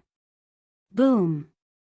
The amazing impact exploded on the ground in an instant, stirring up gravel all over the sky and shooting toward the surroundings. Boom, boom, boom, boom. Noah, who was still retreating, threw out heavy punches again and again, shattering all the gravel. At the same time, the figure with amazing speed once again flashed in front of Noah. The fist brought with it a fierce fist wind, slamming toward Noah's chest. Seeing that reverse 16 Knights was pursuing him relentlessly, Noah's eyes turned cold, and he stopped retreating. This time, Noah didn't dodge at all. Taking advantage of the moment when reverse 16 Knights punched, he also turned around and kicked out fiercely. Boom! Amidst a neat series of muffled sounds, the punches and kicks that contained a terrifying force finally landed on the bodies of the two parties who launched the attack. Suddenly, Noah and reverse 16 Knights both let out a muffled groan. Their whole body bounced like a ball and heavily smashed on the ground, causing the ground to tremble. Once again, two more craters appeared. Lying in the crater, Noah clutched his stuffy chest and clenched his hand that was covered by the Red Dragon Emperor's boosted gear. Using the power of the Red Dragon Emperor's boosted gear, to LV4 and the all-around value to the SSS stage, and after the strengthening of the strengthening magic, my physical ability has been multiplied. Even after taking a punch from that guy, it still hurts so much. Even if this level of power was not comparable to Aconarolia, it was still much stronger than the opponents that Noah had encountered before. And a person with this level of power, a student who looked only 17 or 18 years old? What kind of person was this 16 Knights reversal? Cough cough cough. On the other side, Reverse 16 Knights also clutched his painful chest, spat out a mouthful of blood, and struggled to get up from the crater-like crater. It hurts, it really hurts. How long has it been since I was in such pain? I forgot, damn it. Separated by a considerable distance, the two people who stood up from the crater at the same time looked at each other, and a strong fighting spirit appeared in their eyes at the same time. Whether it was Noah or Reverse 16 Knights, they were the kind of people who had not met an opponent for a long time because of their powerful strength. Noah was still okay, at least he had a fight with Orpheus, who was known as the Infinite Dragon God. He also didn't use his authority, but he used his full strength when fighting the Black Dragon Aconarolia in the Tacit Revelation. However, going back to 16th Night, there were only a few ordinary humans in the place where she originally lived. In that kind of world, Reverse 16 Knights was simply invincible in the true sense, and there was no opponent who could fight with all his strength. It was because of this that Reverse 16 Knights was so excited after seeing Noah's strength. At that moment, Noah and Reverse 16 Knights both showed a smile full of fighting spirit, and said a sentence at the same time. Sure enough, choosing to come here was the right choice. Noah asked Gaia and Alea to help him choose a world with a higher level of power, so that he could get a qualified opponent. Although Noah could enter a state of self-enhancement because his authority had once been fused with the power called Limit, the characteristics of the God Slayer meant that he could become stronger faster in battle. As for Reverse 16 Knights, he longed to have an opponent. With too much power, no matter what he did, he could easily solve it. That kind of day without any excitement was simply torture for the 16 Knights of Retrospection. In view of this, Noah and Reverse 16 Knights both felt their blood boil because of the excitement in their hearts. Bang! At a certain moment, the two of them stomped on the ground at the same time, causing the ground to burst open. Riding the wind, they rushed towards each other. The first to make a move was Reverse 16 Knights. Reversing 16 Knights was still the same as before. His ordinary fist blasted out with earth-shattering momentum, smashing in Noah's direction like a bolt of lightning. Noah clenched his hand that was equipped with the Red Dragon Emperor's boosted gear and stared at the lightning-like fist. At the critical moment, he suddenly leaned to the side, causing the powerful fist to brush past his shoulder and land in the air. Then, Noah also threw out a punch, landing on Reverse 16 Knight's body. Bang! A low and deep sound rang out, causing the ground to be split open by the strong wind. Reverse 16 Knights shot out like a cannonball. Along the way, he directly smashed dozens of boulders and countless trees. Then, he stabilized his body. With one hand on the ground, he knelt on one knee and landed on the ground.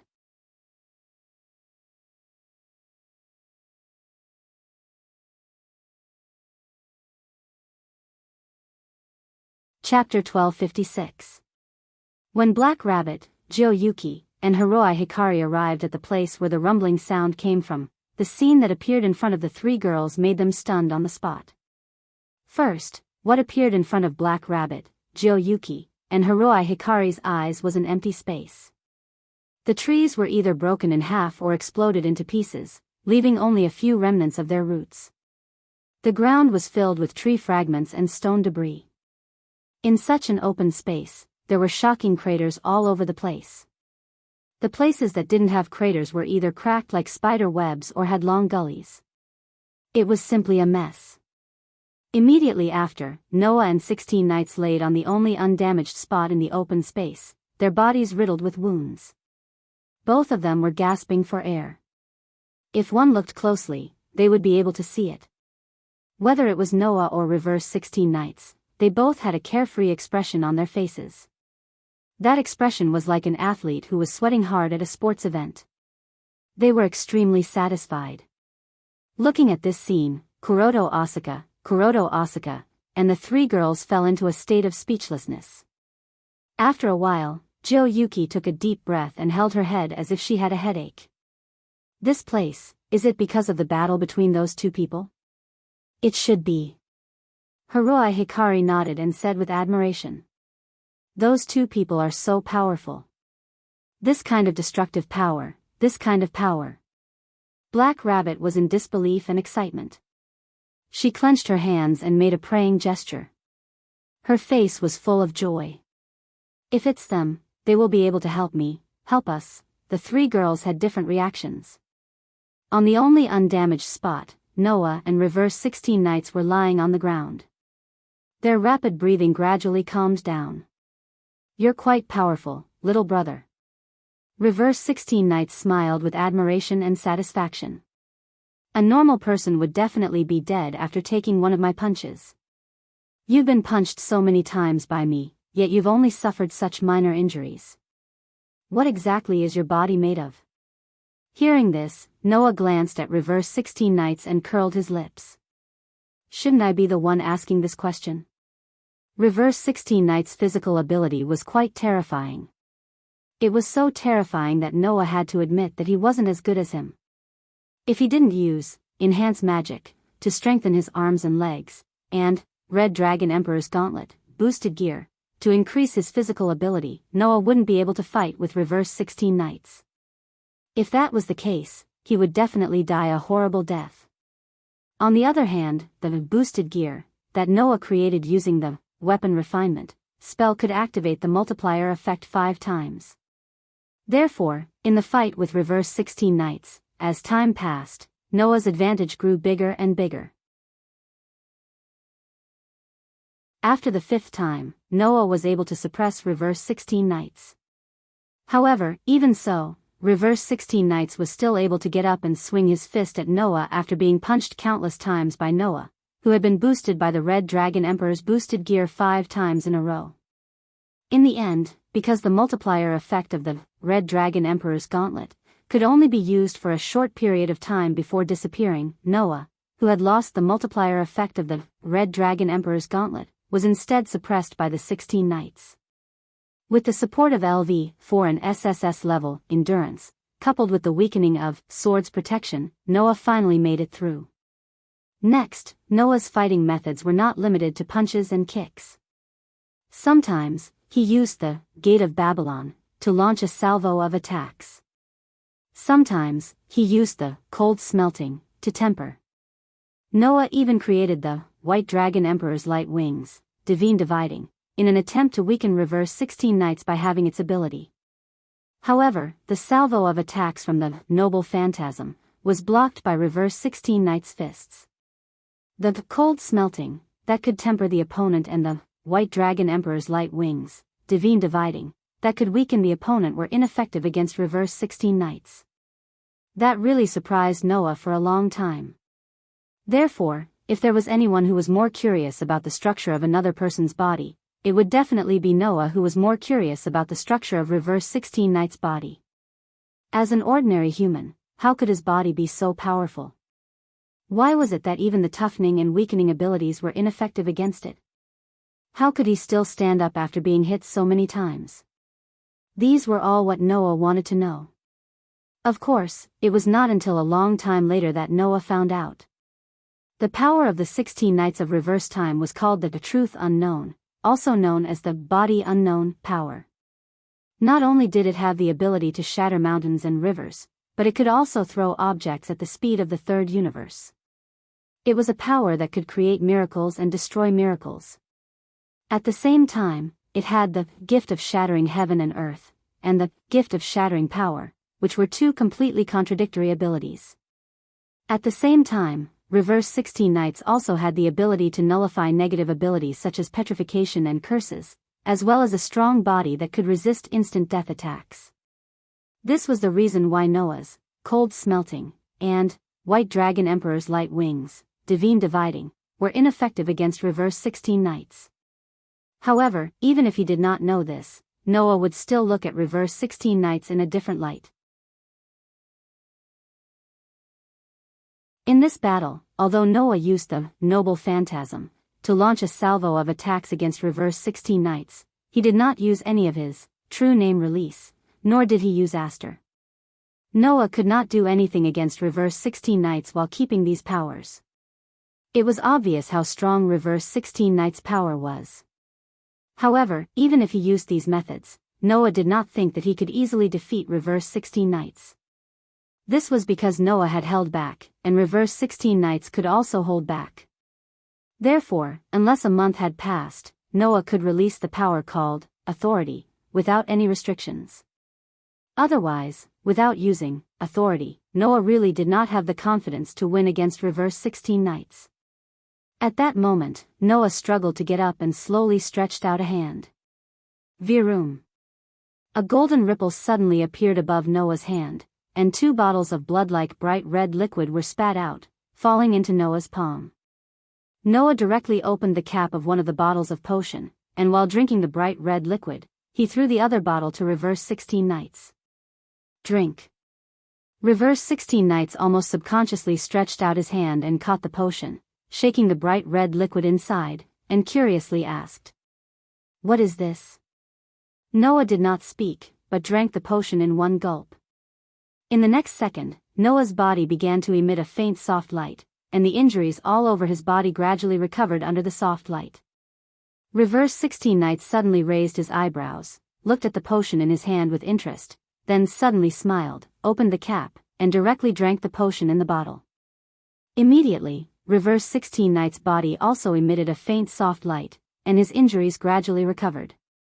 It didn't take long for the injuries on their bodies to completely disappear. Kurorobi, Kiyoshi, and Haruhibu Yaichi all let out a surprised voice. "What kind of potion is this?" Kiyoshi could not hide her curiosity and asked. "It's actually so magical?" Haruhibu Yaichi with the tricolored cat on his head also nodded.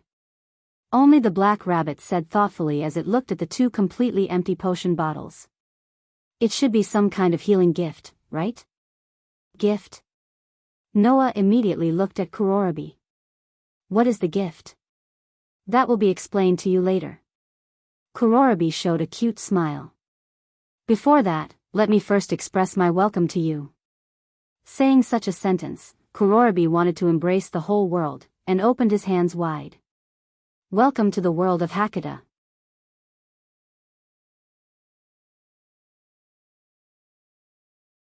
Chapter 1257. Box Court.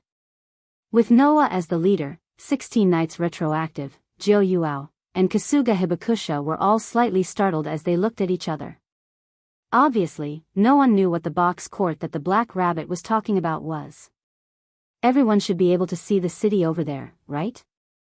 Black Rabbit seemed to have seen through everyone's thoughts as he pointed at the city with the curtains and huge walls. "That is Box Court."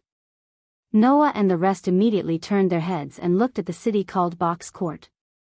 At the same time, Black Rabbit began to explain in a lively and cheerful manner. "Although I don't need to say it, everyone should understand that you are not ordinary humans." Black Rabbit raised a finger.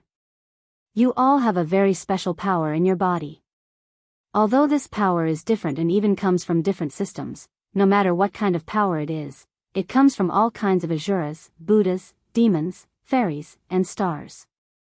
We call this power that is bestowed by all kinds of Asuras, Buddhas, demons, fairies, and even stars." Black Rabbit leaned forward and closed one of his eyes as he said in an extremely cute manner.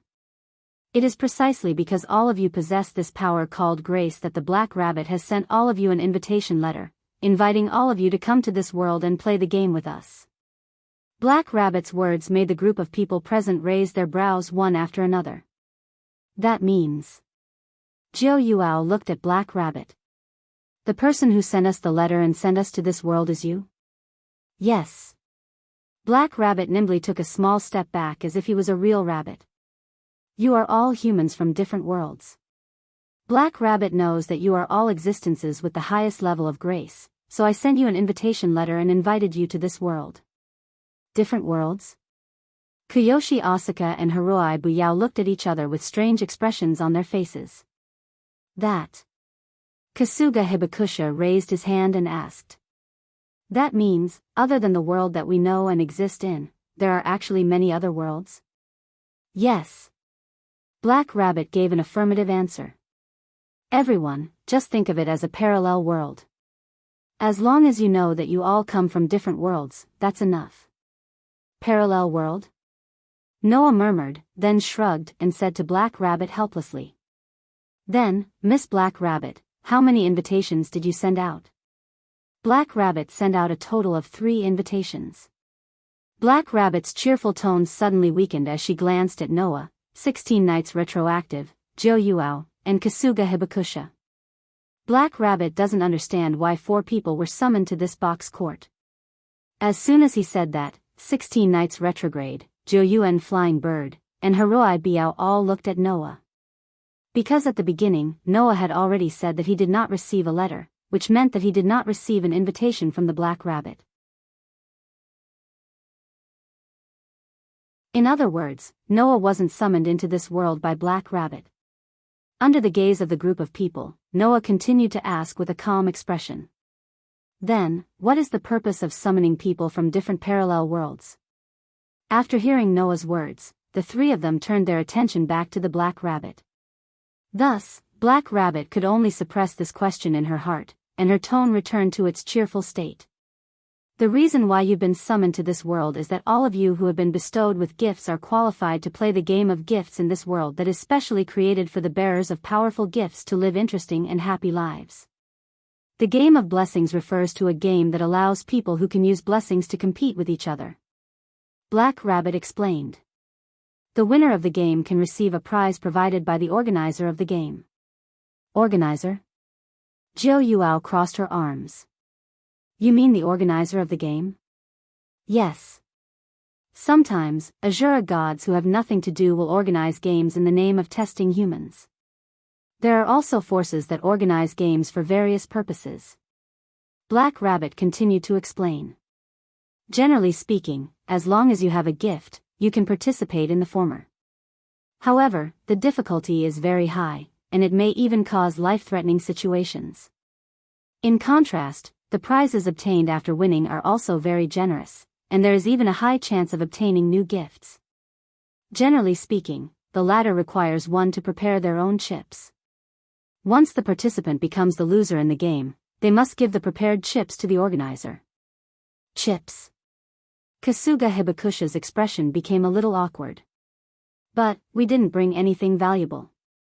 Whether it's valuable items, land, benefits, reputation, or even humans themselves, or even their own blessings, they can all be used as chips. Black Rabbit's expression became a little more serious. Although if you lose, you will lose your original power and wealth, but if you win, you can also gain new power and wealth from others. This is a world where everything is based on this kind of game. So, participating in the game of blessings is a necessary part, and also the most important part. A world where everything is based on the game? Jo Yuao narrowed her eyes. In other words, the game of blessings is equivalent to the law of this world, right? That's not wrong to think of it that way. Black Rabbit smiled cutely. However, in this world, there are also laws that prohibit illegal activities such as robbing or stealing. Using blessings to commit crimes is an unforgivable crime, and those who break the law will be punished. But, that's just a side effect, right? 16 Nights Reversal suddenly smiled. After all, this is a world where everything is based on the game. The rules of the game of blessings are the real law. The winner can get what they want, and the loser has to pay the price, even if it's their life, right? You're right, Black Rabbit said with a smile. So, if you're afraid that your belongings will be taken away, you can just not participate in the game from the start. That way, you can at least get some safety assurance. 16 Nights Reversal said with a smile that didn't seem like a smile. What I mean is that there's no way to guarantee absolute safety. Can I take it that way? Black Rabbit was speechless. Since there are all kinds of Asuras, gods, and Buddhas, and all kinds of powerful beings gathered on this stage, then the strong and the weak are indispensable, Noah said calmly. The strong with power and the weak without power, it's obvious which side can guarantee absolute safety. The atmosphere became a little heavy all of a sudden. As though to disperse the heavy atmosphere, Noah and 16 Knights Reversal laughed at the same time and said in unison. But, what an interesting world. Noah and 16 Knights Reversal were taken aback. They looked at each other and laughed. I came to this world because I want to find qualified opponents. Noah spread out his hands. Since there are all kinds of Asuras, gods, and Buddhas here, it's really suitable. Same. 16 Knights Reversal grinned. Well, rather than looking for opponents, I'm looking for fun, right? Anyway, I hate a leisurely life without excitement and pursuits. Same for me. Jiu Fei now smiled sweetly. I'm tired of a monotonous life. That's why I came to this world. Same here. Haroi Hibu nodded. Same here. Then. Black Rabbit looked at Noah's group with anticipation and nervousness. Black Rabbit, can I invite everyone to join my community? Community? Noah's group was confused again. The so-called community refers to the various forces in this world. Black Rabbit quickly explained. No matter if it's the organizer or the participants, they must use the community's name to start the game. So, for those who come to this world, it's necessary to join a community first. Noah, 16 Knights Reversal, Jiu Fei Niao, and Haroi Hibu fell silent. You're tuning in to the Romantic Tales YouTube channel. Don't forget to subscribe and join us on this journey to catch the most captivating stories.